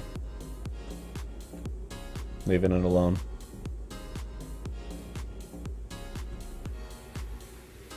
Okay. I mean, they had it. There's no way around it. If they whiff, I'm gonna laugh, but yeah. Yep. Okay. We stumbled way too hard there. Epic Downfalls. Extinction Events. Braids, Soul Shatters, and Angers. What don't we like? Fucking Thoughtseize, for sure. T-Dog does nothing. Unlicensed Hearse is bad. Croaks is bad against all these Scoozes. I don't think we can do Invoke Despairs here. Let me double check. What do they have in their list? Anything we really care about? Not really. Not for Invoke. I mean, like, yeah, it gets Ronus, but we've got the Epic Downfalls for that. Yeah, we need hands to not work out like that. That's not what you want. You can't stumble that hard. Not against a deck that's curving.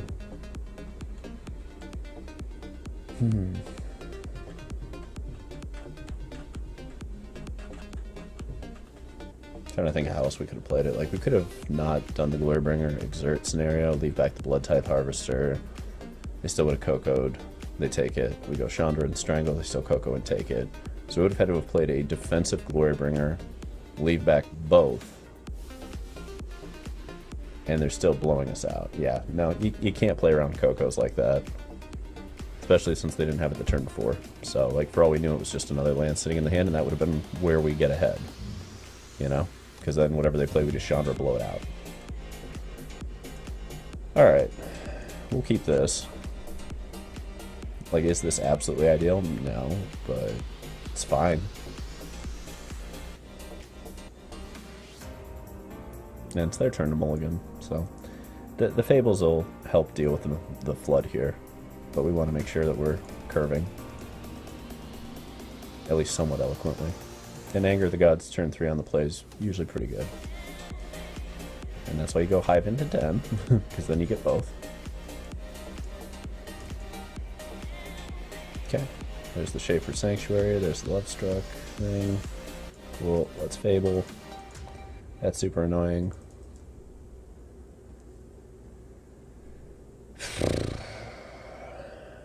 Okay, so this became a tempo game, because they are going to win the War of Attrition.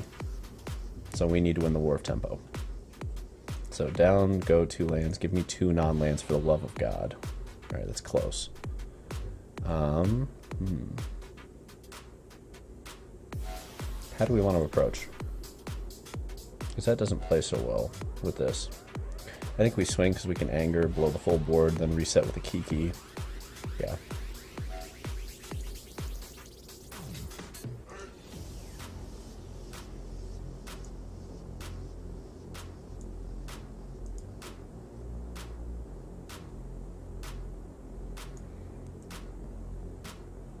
I think I actually like this a little bit better. Like, we can do the Den, but I like keeping Heartless Act up.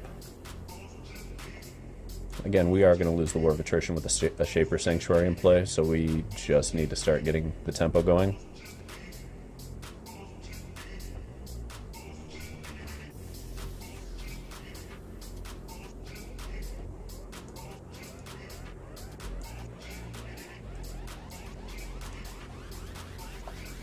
You get to draw. This is true.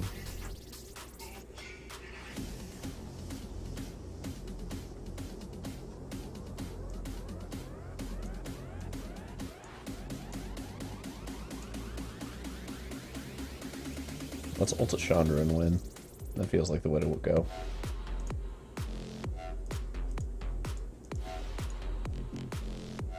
And possibly it could happen. Won't be easy, but it could happen.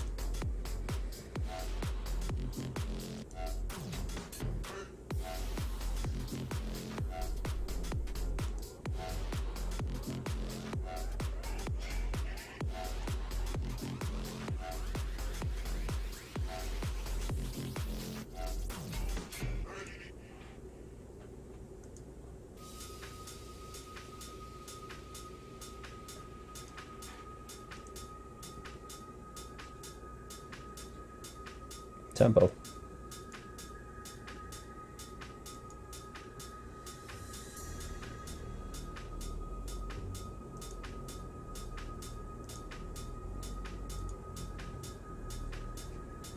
Tempo.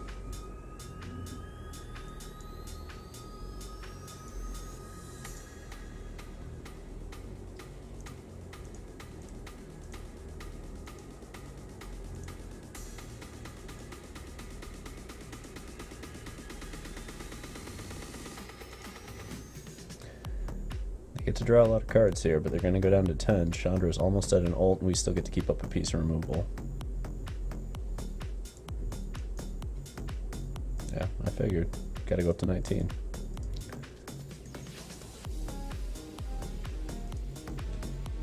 We've got a shot at this game. Shaper Sanctuary is a big fucking problem. It makes me wonder about the invokes.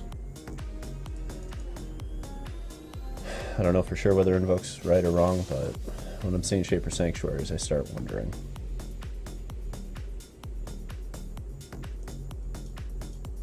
Okay, so they're going to hold Coco.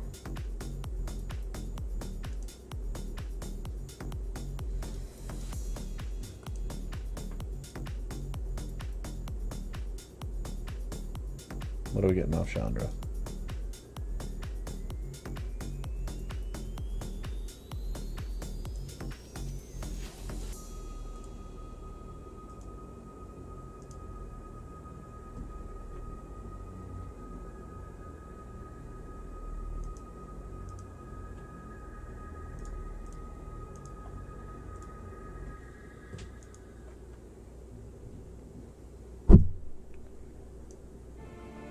There's the Coco.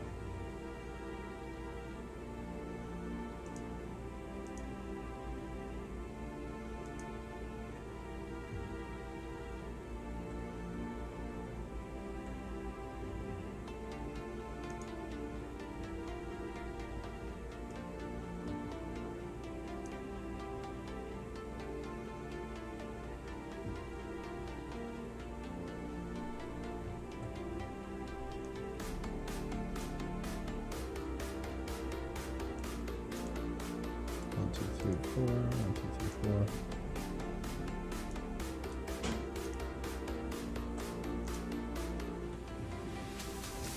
Yeah, they get to gain a life, but we are not playing this back and forth. I hate invokes when they have fucking Lovestruck Beasts and Swarm Shamblers. Those seem so... I think you just have to hope they don't get that. Or that if they do, we get in a hand exactly like this.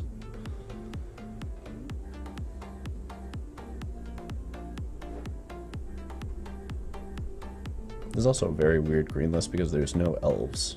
You know, no Lana War, no Elvish Mystic, none of it. It's very odd. Okay. We'll take the dub. Game 3. Alright, kids. It's game 3. Tournament on the line. We win this, we move into at least second place going into the final round, which is a fine place to be because it gives us a pretty good shot at this. But we gotta hit it.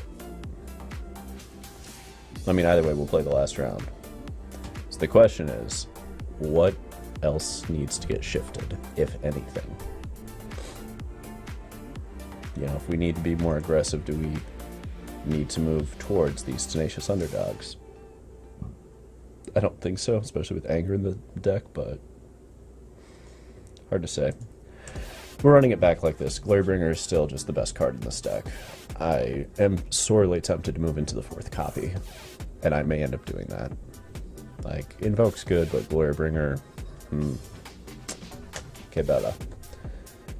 I don't love this.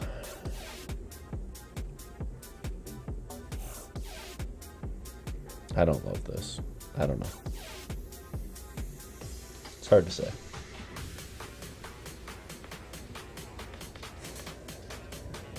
You know, like, do you mull this and risk that?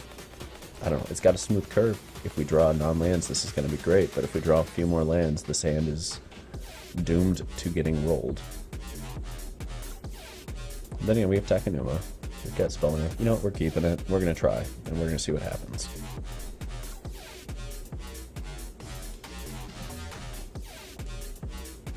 We're just going to see what happens. They get Shaper Sanctuary going, it's going to be a goddamn nightmare. But if they don't, this will be interesting.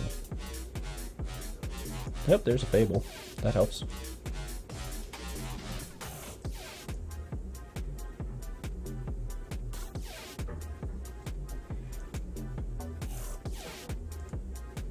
Okay, so we can do an Epic Downfall on that, or we can do a Fable and wait 1 turn. I think it's Fable.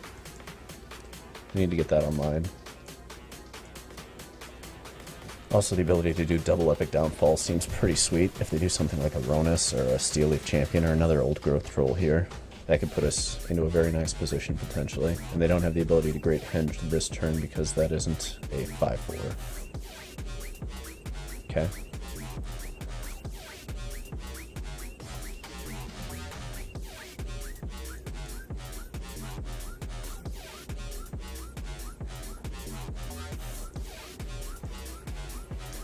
Dump out a couple of lands here. You can get a few more, yeah.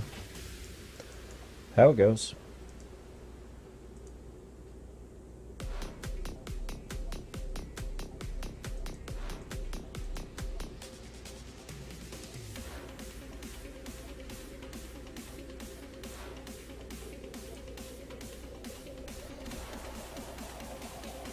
Do we just push here? Yeah, we have to push there.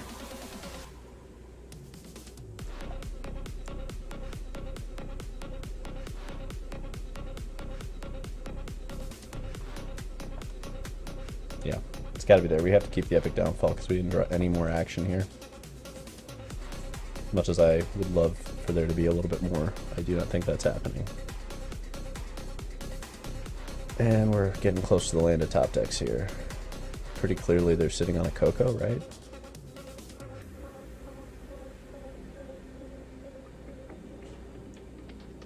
Hard to say. It could just be...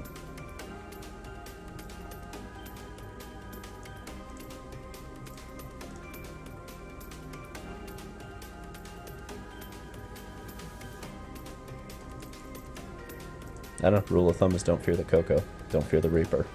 Just get going.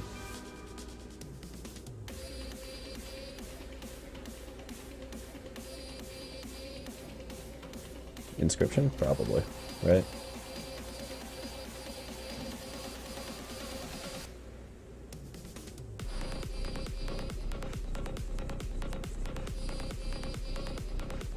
Oh, come on. We're really going to get punished for saving the Epic Downfall correctly. Looks like it. Come on, give me something. That's not going to do it.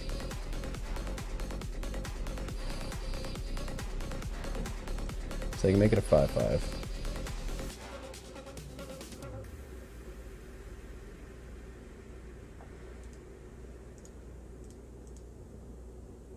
No, they can only make it a 4/4.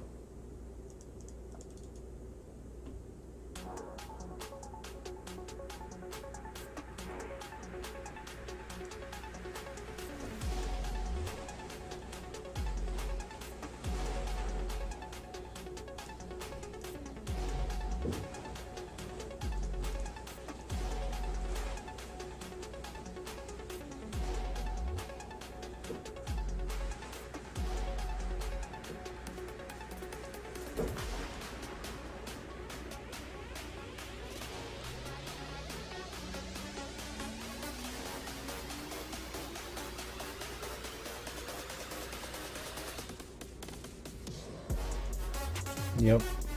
Gonna need to deal with that pelt collector real quick, but... Come on, where's my Glorybringer?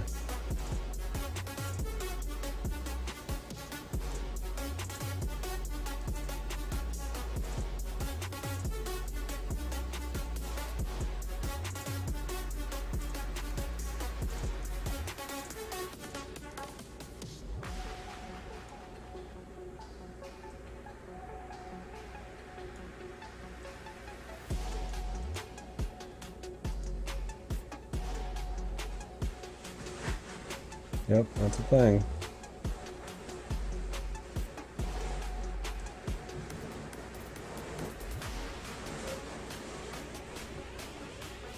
Don't have all the solutions.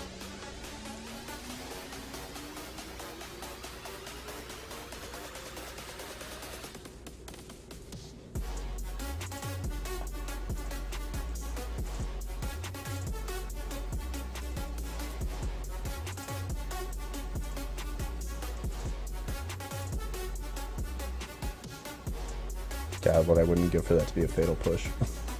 Oh well. It's about as tight as I can play this.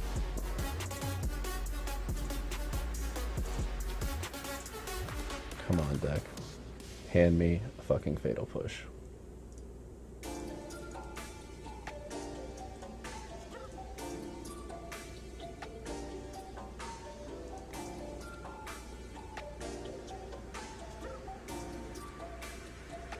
Okay.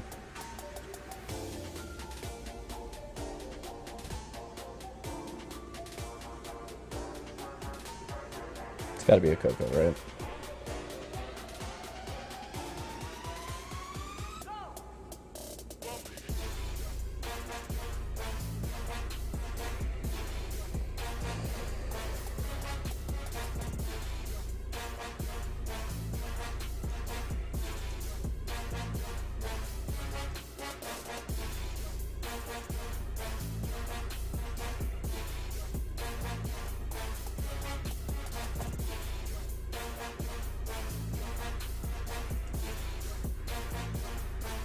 God, why do they always have the Coco? Come on. Who the fuck is that lucky? Jesus Christ. Alright. I mean, even if we put this, they just pump smack right through. What we needed to have was a push for that to turn that off.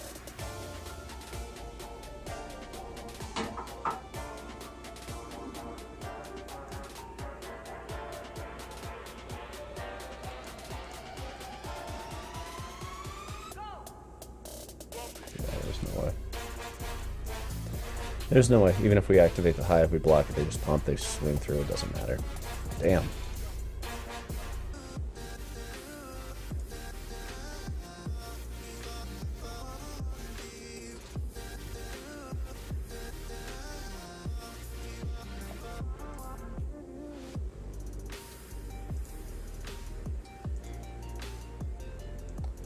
How far down are we? Alright, we're still in the running. We just need to win this one. And we should be alright. If we lose, we're definitely out, though. Oh god, are we out? Okay.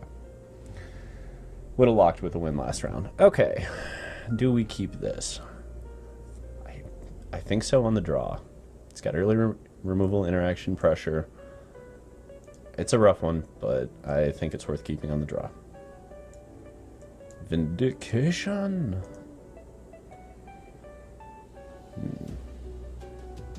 No to Coco forever. We're not playing that game.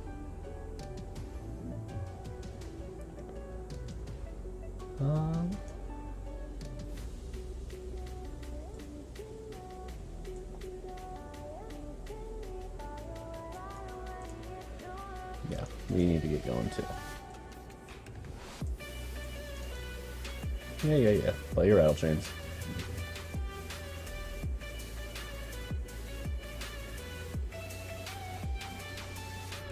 Yep.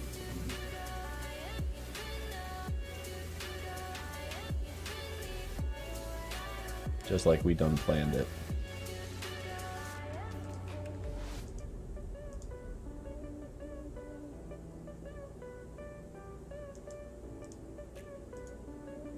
Back up in that ass like the resurrection.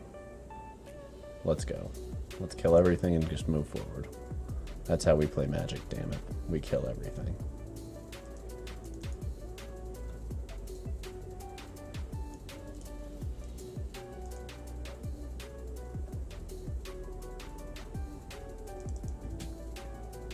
Just need to get Glorybringers. That's where we're at.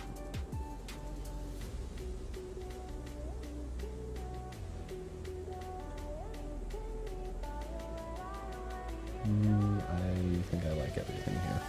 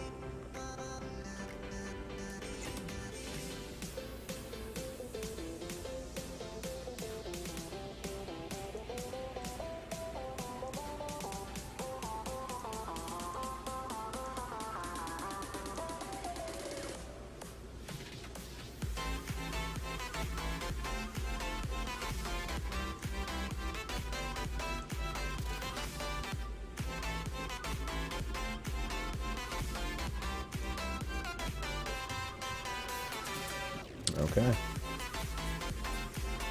Let's go.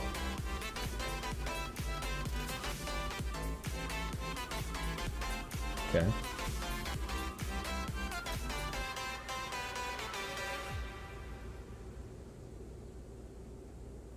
Gang, in through. Game one, all me. Boom. Boom. Okay. Now. Braids are good. Anger's not bad. Soul Shatter's fine. That's it, though. We need the hearse gone.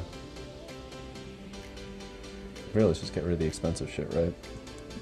T-Dog's not great. Crooks is not great. Thoughtseizes are worse.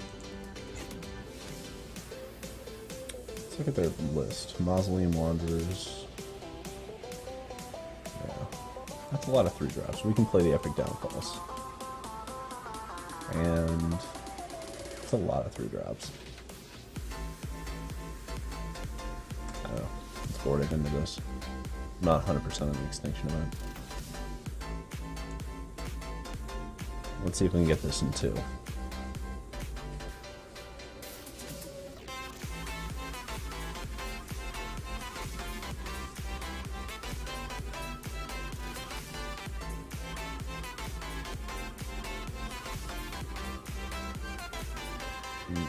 Nope. Okay.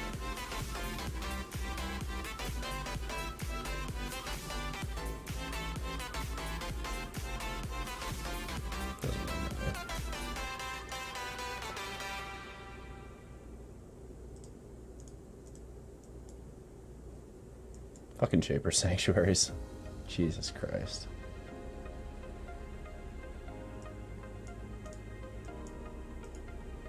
Well, let's walk into it. It's time to get going.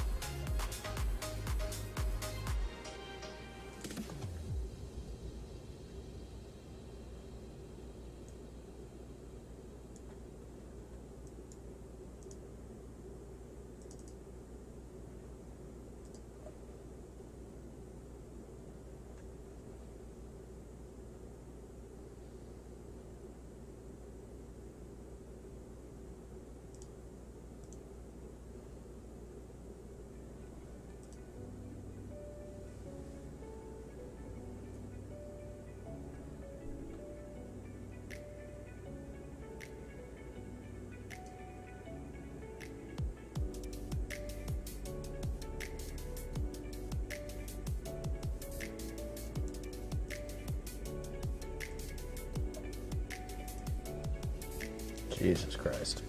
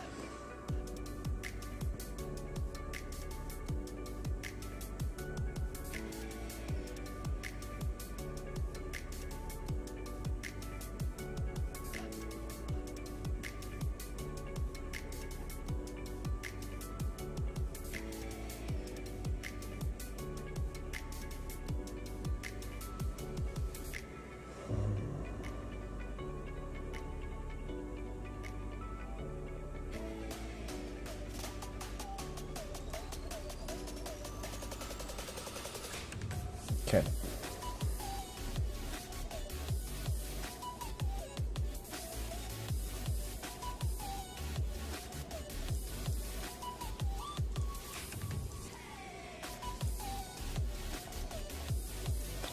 Still don't think that's viable. I want it to be viable. so badly. But I just don't think it is. Hidetsugu, though.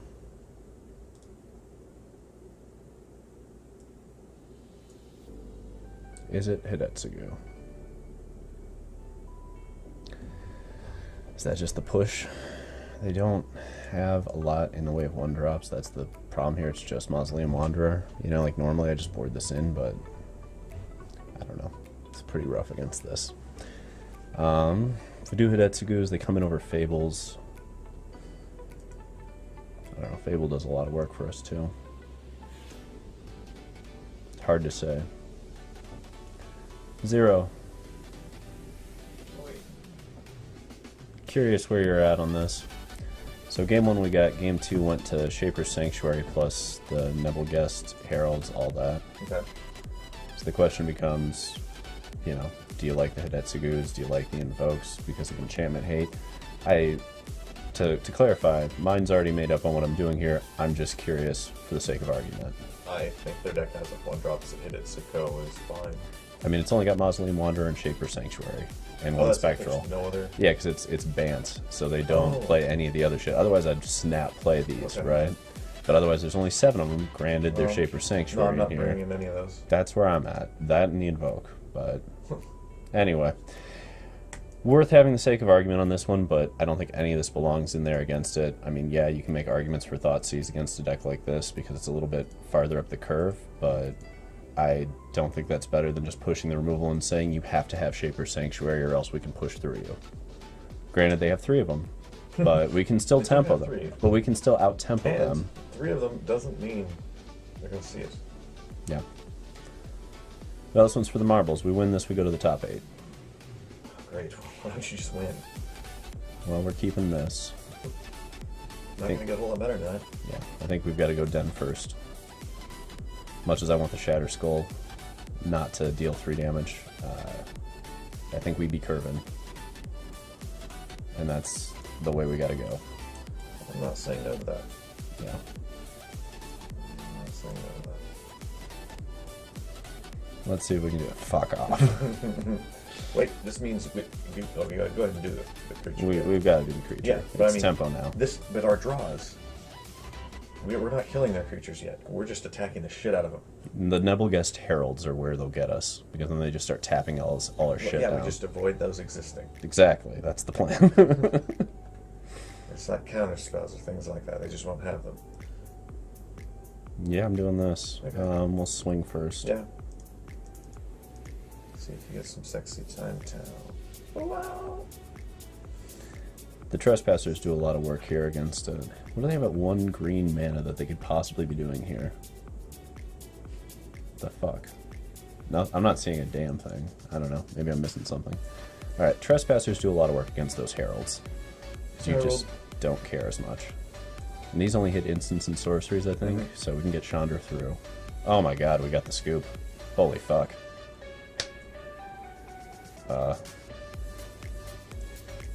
Let's go to the top 8. Okay.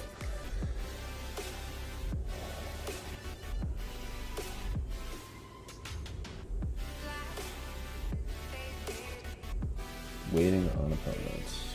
Well, they get to choose, so yep.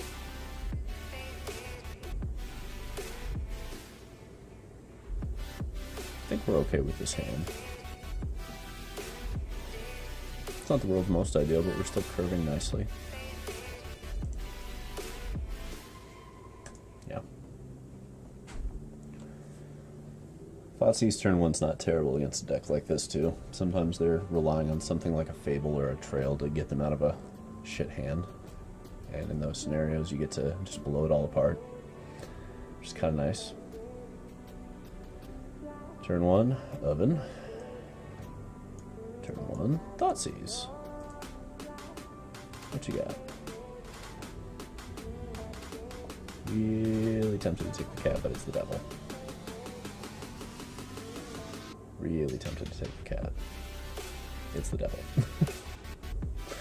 Gotta take the devil on those.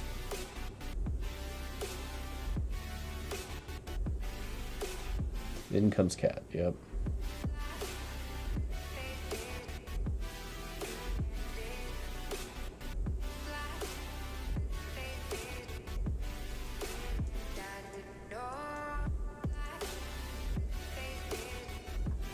much as I would love to do this differently, this has to go this way.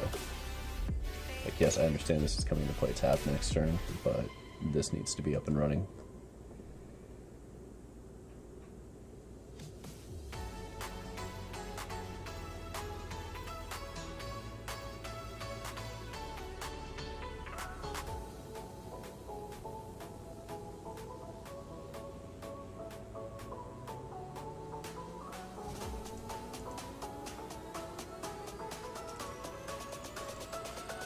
Alright, let's force them to do some clicking.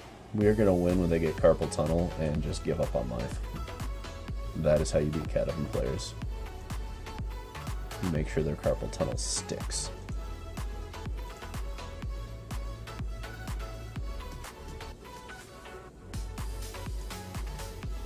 Plus they can always misclick, which is hilarious when that happens. It has happened in one of my competitive matches where they just failed to use the oven in time.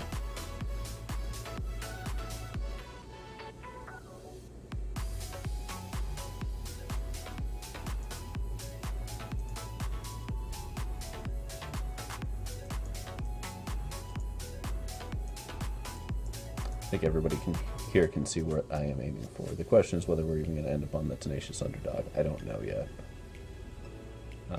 That may end up getting blooded away because these are really where I'm trying to get to. This is how we win this game. We get to Glorybringer. Okay, there's the push. Right through.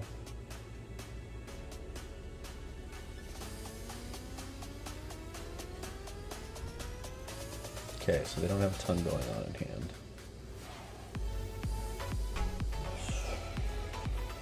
Yup.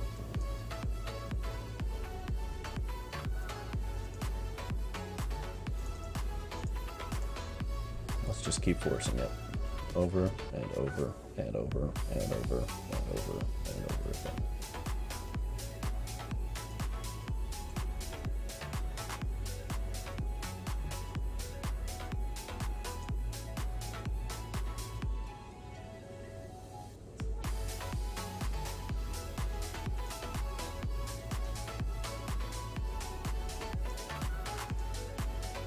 So the Tenacious Underdog, there's a question to take 2 points, throw a T-Dog out there as well. I don't know that that's the best move here. It's an awkward position because we want to blood away the T-Dog to get Glorybringer, but if they play Gigantha here, we also absolutely need to not do that. Okay. Now we do it. No Gigantha, deal. Let's find a land.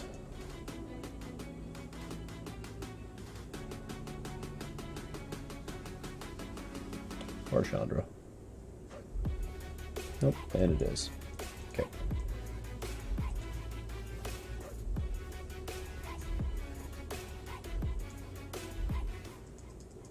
Let's put a dent in that life total, huh?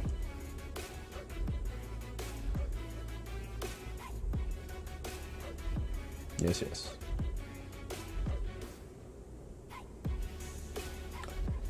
Now we get to watch them get Carpal Tunnel.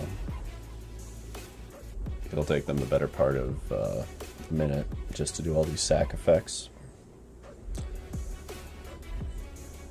Yep. Gain 2, lose 2. Here we go.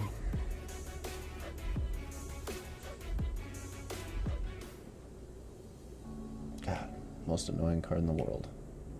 If we'd grabbed Mayhem Devil, or if we grabbed Cat earlier instead of Mayhem Devil, this would not have gotten better. It was definitely the right move to Thoughtseize the Mayhem Devil. The question is, are they going to get another one?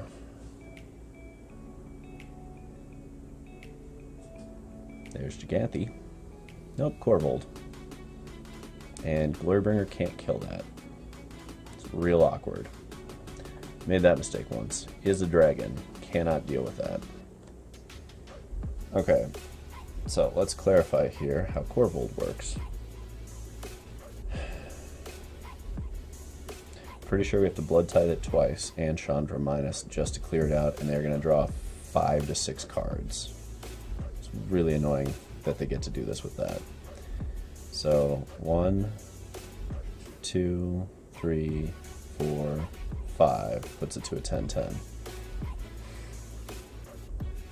Yep, Corvold's fucking busted with Witch's Oven still. They're gonna draw 5 cards. Make that a 10-10. We get to kill it by blowing out our entire board. Now if this was Gigantha, in contrast, we just play the other Glurbringer and kill it. And swing for almost the win. So that was a hell of a card to get. Now, what are we gonna do about it? Well, let's remember you. Okay, so we have to do it this way.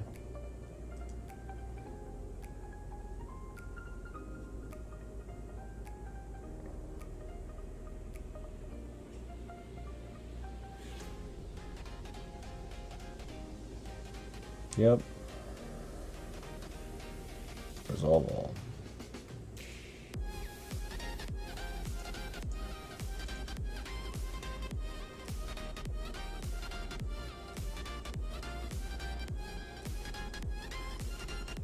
For those wondering, I hate this deck with a burning passion. Cat Oven. I'm happy that I get to play against it though, because win or lose, it's good to play against the decks you really, really hate.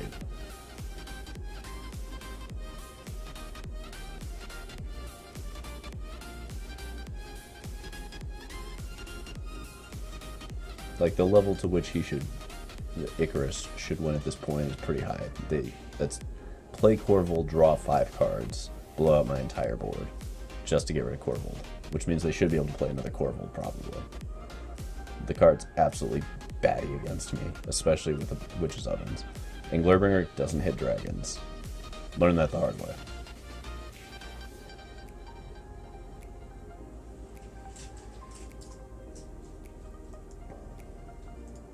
Chandra. Kobe.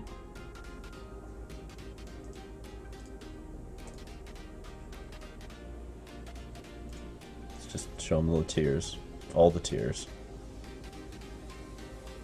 The problem is, by drawing all these cards, they almost certainly hit the second Mayhem Devil. And with Mayhem Devil, they ping me out next turn.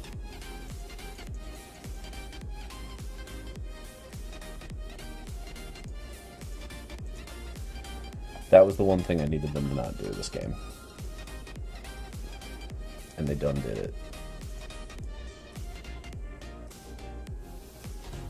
Are they greedy enough to get the cat back to kill the Chandra? No, they're not.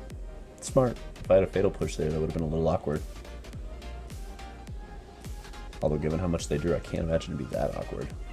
They should definitely have answers to everything at this point. I guess we'll see. I mean, we're still playing, we're still in it, but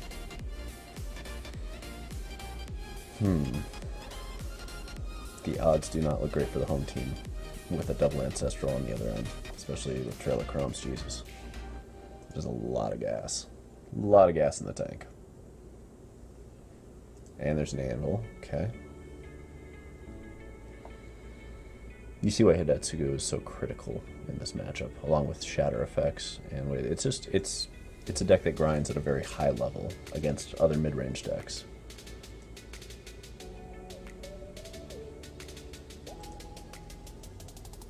I think they have us.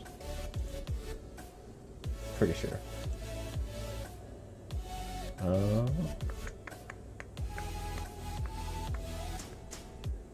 2 points of damage. 2 points of damage are not going to matter here. 1, 2, 3, 4, 5. 1, 2, 3, 4, 5, 6.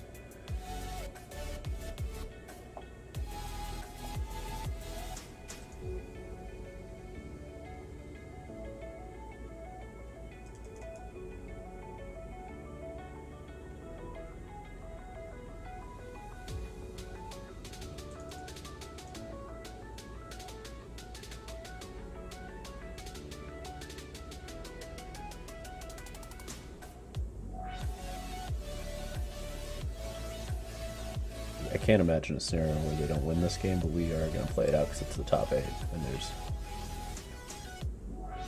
Okay. Now we're not playing it out. They got a Mayhem Devil. That's GG's. There's no way through. Okay, let's move to the interesting games. Epic Downfall, yes. Go Blank, yes. Soul Shatter, yes. Extinction Event, yes. Invokes, yes. Braids, yes. Anger, yes. Hidetsugu, yes. These are all cards we like. Urquisa, new. Tenacious, new. What else? Let's see where they're going with it. Binding the old gods, these other things, okay. So maybe the one matchup where Glorbringer's not amazing? Fuck. I don't know. That's hard to say no to. Fables come out. Those are at their all-time worst in this matchup. They utilize the grave enough that I think the Unlicensed Hearse number 2 comes in.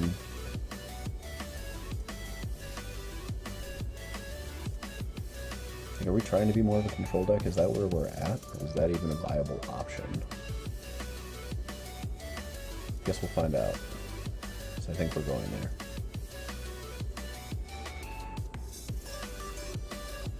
This feels wrong. I just don't know why. And I could be wrong. Like, we are turning into much more of a control deck here. We're slowing way down and we're trying to blow up everything. I don't love that plan, but going over the top seems like probably a stronger option overall.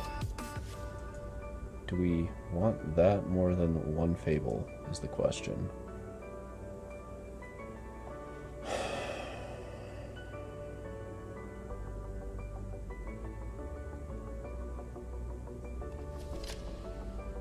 Probably not. Probably one Fable is better to fix draws. I don't think we go all the way deep and play slaughter games for Corvold.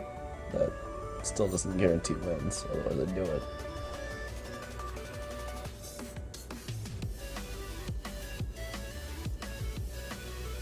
I don't know. Is it one duress? Do they have enough to validate that? I don't know. We're out of time. Let's play it.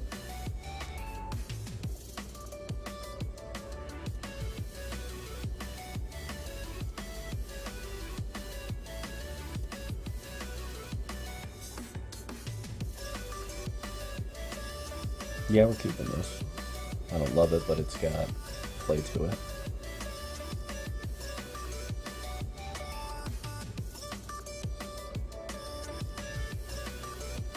Like, it moves up the curve. We start a little slow, but we're on the play, and that's okay. More importantly, it moves up the curve pretty nicely. And gives us the ability to top deck things like Hidetsugu to just blow them out. Maybe that's what it needs to be, right?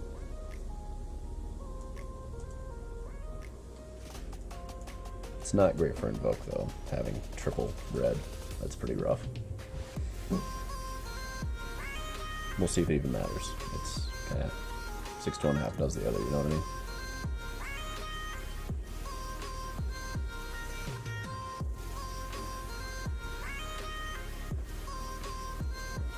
Alright. We've got some play here.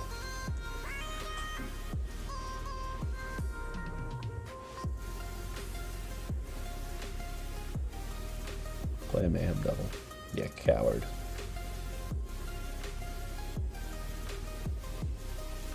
Or a Woe Strider. I love that.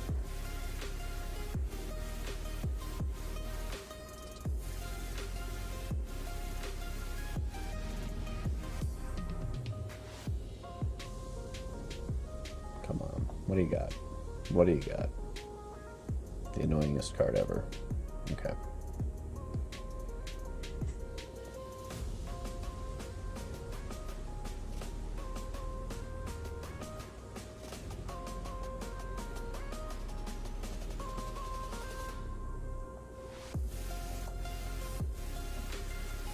Gonna start playing Culling Ritual or something, right? There's the Invoke we didn't want to see. Oh. Well.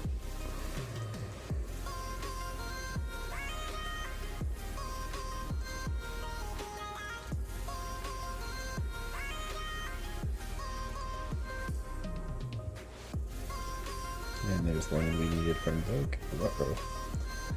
But we're still presenting a solid threat base here in game 2. We'll see. It depends on what they can do, and I mean these first 5 turns are just so critical, and after that it's a question of a snowball effect typically. You know, did they stabilize in 5?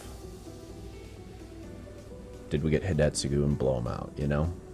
Which Hidetsugu wouldn't be amazing here, but depending on what they play here, it may end up being far more viable. Come on, show me a Mayhem Devil. Be greedy.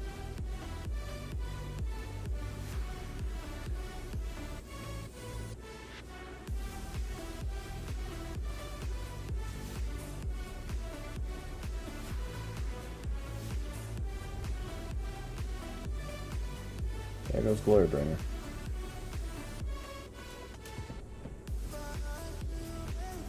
You take the Glorybringer. If you don't take the Glorybringer, if you take Invoke, you're foolish. If you take Soul Shatter, you've got Corvold.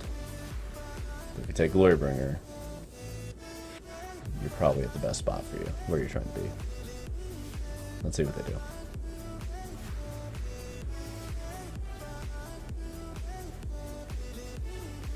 I'm gonna take the Soul Shatter, really. Corvold it is. There's the Mayhem Devil. Smack, sack, put that to 3. We bump it back up, we Glorybringer the Mayhem Devil, they Corvold and go nuts, right?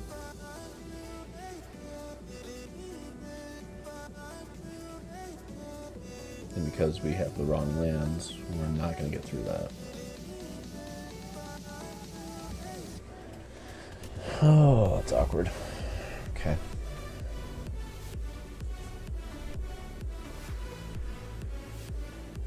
What do we want to do here? It's going to be this. And it's going to be that. It's going to be like this, and it's going to be like that.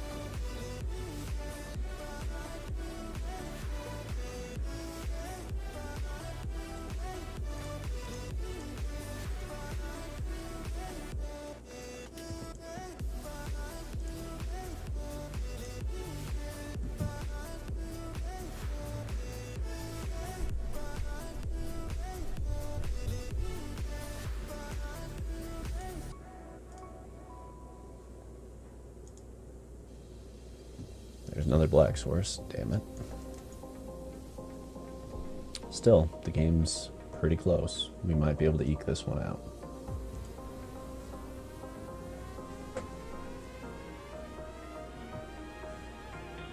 Can we get there? It's a close, close game.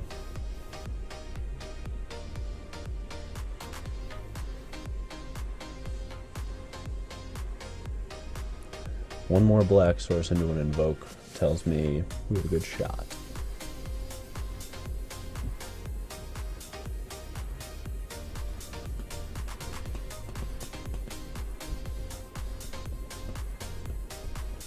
Okay, Fabled Passage, didn't get full value on the sack there, fantastic. Love that for us. Corvold pops. Yep. Eats token. Nope, each land. Interesting. Okay. So as per usual, we need a black source off the top and win. How lucky are we? Let's find out. Yep, that goes out. In comes this.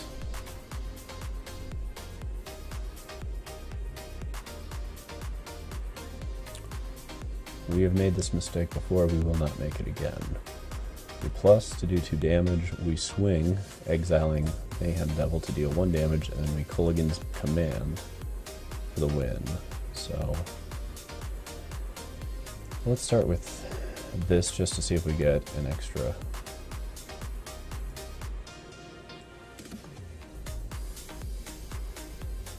They should be able to do the math here as well. We're going to go to game 3.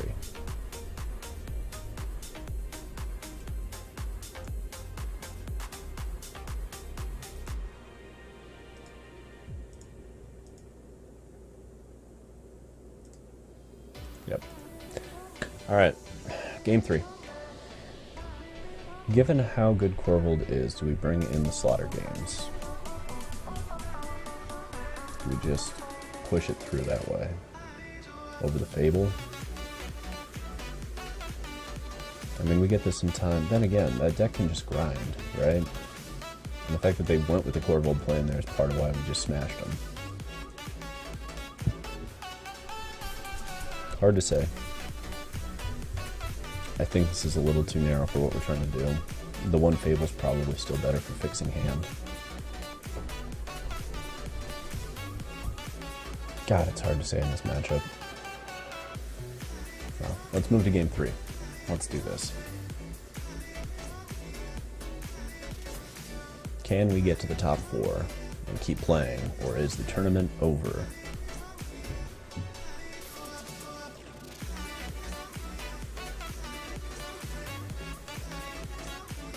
It's not amazing, but it is perfect mana. It does have spells. I think we're still keeping this because if we got this on 6 minus a land, I would keep it. So we will hope to draw some more action. This is where things like Fable in the deck are good, so that they even out all these lands. We're still potentially drawing, and clearly we are. But, you know, we do have Invoke Despairs running around as well. Yep, Anvil, sure. Sack it to itself. Don't be a bitch.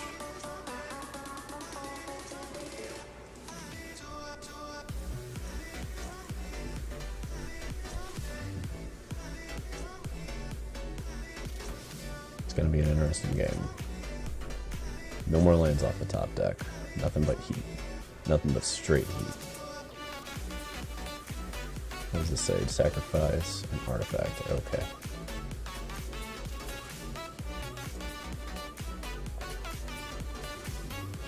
None of that now. Let's move on and get the Bone Crusher rolling.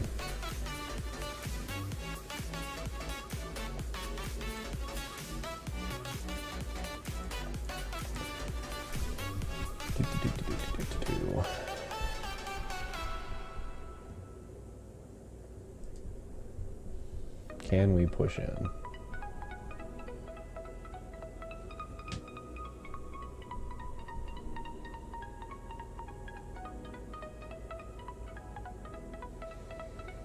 So they've got the Uncalled Anvil, the Fable, 5 cards. Are you discarding anything? 1 Corvold, Jesus. And that's your Haymaker. So if you're discarding that, you've got another. Trail of Crumbs. Okay, so they're sacking that to get the Anvil going. Makes sense. Not a lot to be done about that. Alright, deck. I would like... What do I want off the top? If I could have my druthers, what would I want? How about double Invoke? That'd be cool. Kolaghan's Command would also be fine. Not that, though. Don't need more lands. Jesus Christ, why do you flood so hard? We kept a 5-lander, we've drawn 3 more.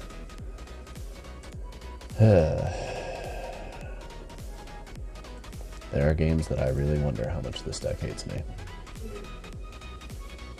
Fuck you, Darth Zero. I know it hates me.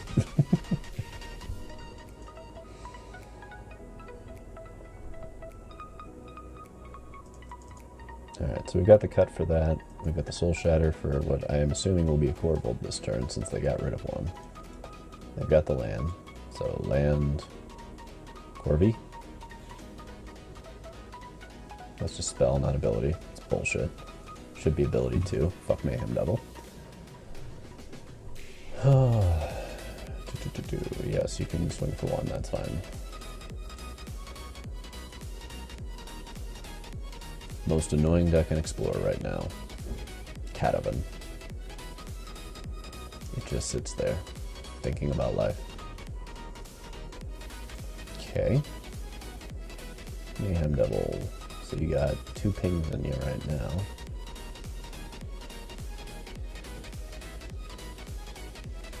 I mean, we kind of have to kill both of these things, so... Hate to use it, gotta do it. Have to maintain some kind of tempo against this. You get to choose between them. There we go. Yep. And then they go sack, sack, blow out the Bone Crusher. We cut this. We're both sitting at, like, very few cards. The problem being all of their cards are potentially gas and ours are lands. But we could draw Invokes. How about we draw? How about we invoke into invoke? I haven't done that in a minute. That'd be a spicy way to roll. Yes, yes. Mayhem Devil does a thing.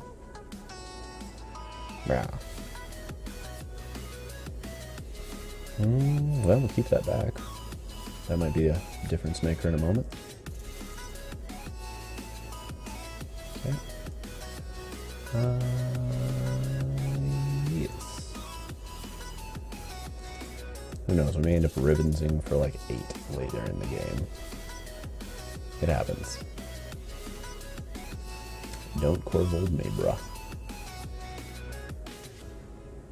Like that. That's bad.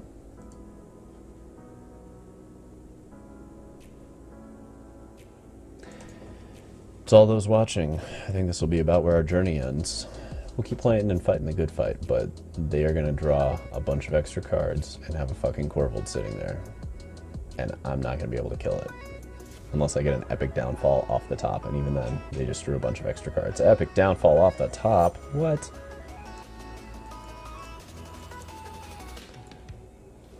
Alright. We're still in it. I spoke prematurely. We're still in it, goddammit. We're not dead yet. We're about to be very dead, though. Feels like it, at least. Okay. It's like death by 1,000 cuts via the anvil tokens.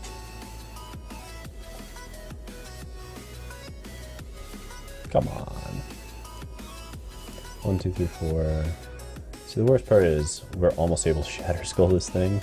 That's how much mana we have, but we're like 1 off. Because I get to Anvil here. And that's just enough to keep it out of range. In the meantime, they draw a bunch. I don't know, maybe Slaughter Games would have been correct. Just take out the Corvold and their engine goes down quite a bit. I don't know. Look how much. Look at all that. All those Fibblethip eyes. Alright, if we anger 1, 2, 3, 4, 5, 6. No, we still can't do it. What can we do? Is there a way through? Is there a path to victory? We're 1 mana shy of everything we need.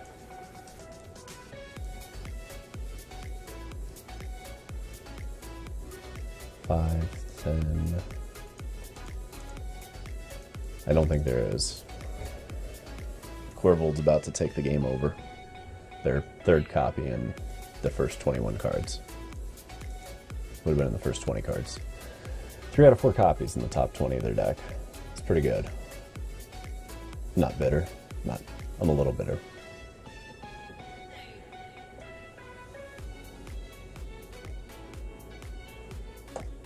Yep, a little Cauldron familiar, sure.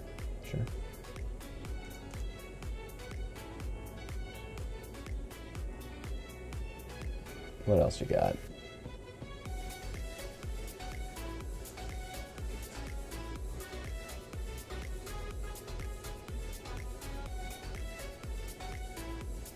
Pretty good.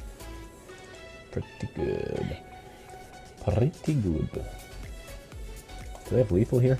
So it's 6, 7, 8, 9, 10, 11. I think they can put us to 1. And we get 1 more card to try to contain all of this mess. Well, Icarus, let me be the first to congratulate you on reaching the top 4. I think you're going to do it. The 3rd Corvold is what did it, really.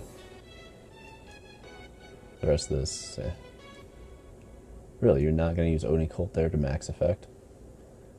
Seems like a weird decision. Could have put me 3, 2, 1. Could have put me to 1. It's a lock. Doesn't matter. We're not getting there. They do a little Oni Cult dance. Make a little Oni Cult love. Look at all these cards. All of them through Corvold at this point. Otherwise, they'd be out of an engine. Now, let's imagine the Shatter Skull is an epic downfall. We can go Graveyard Trespasser after this. And an epic downfall. but that is not how it goes. Alright. It's been real. It's been fun. Thank you for tuning in, everybody. We did our top 8. And that is life. Sometimes you get rolled by Corvold. And that's why we have things like Epic Downfalls and Soul Shatters. Hey, what up, Shadow? So, if I were to run this back, I don't know. If I was going to run this tournament back, I would probably run something a little bit spicier. But I'm happy to know that this is still a viable option in the meta. I don't know that this exact list is going to be correct either. Glorybringer loses a lot against the Corvold decks, and Kalidas gains a lot there. I'm also more than a little unsure as to what else I would bring in to deal with this whole Corvold epidemic, or if it's just play a different deck, and it might just be play a better deck, play a different deck, play something that they can't deal with. But regardless, it's been fun, it's been real. I appreciate everybody for coming out, supporting. I think that'll be all for the Dark Stream today. Peace.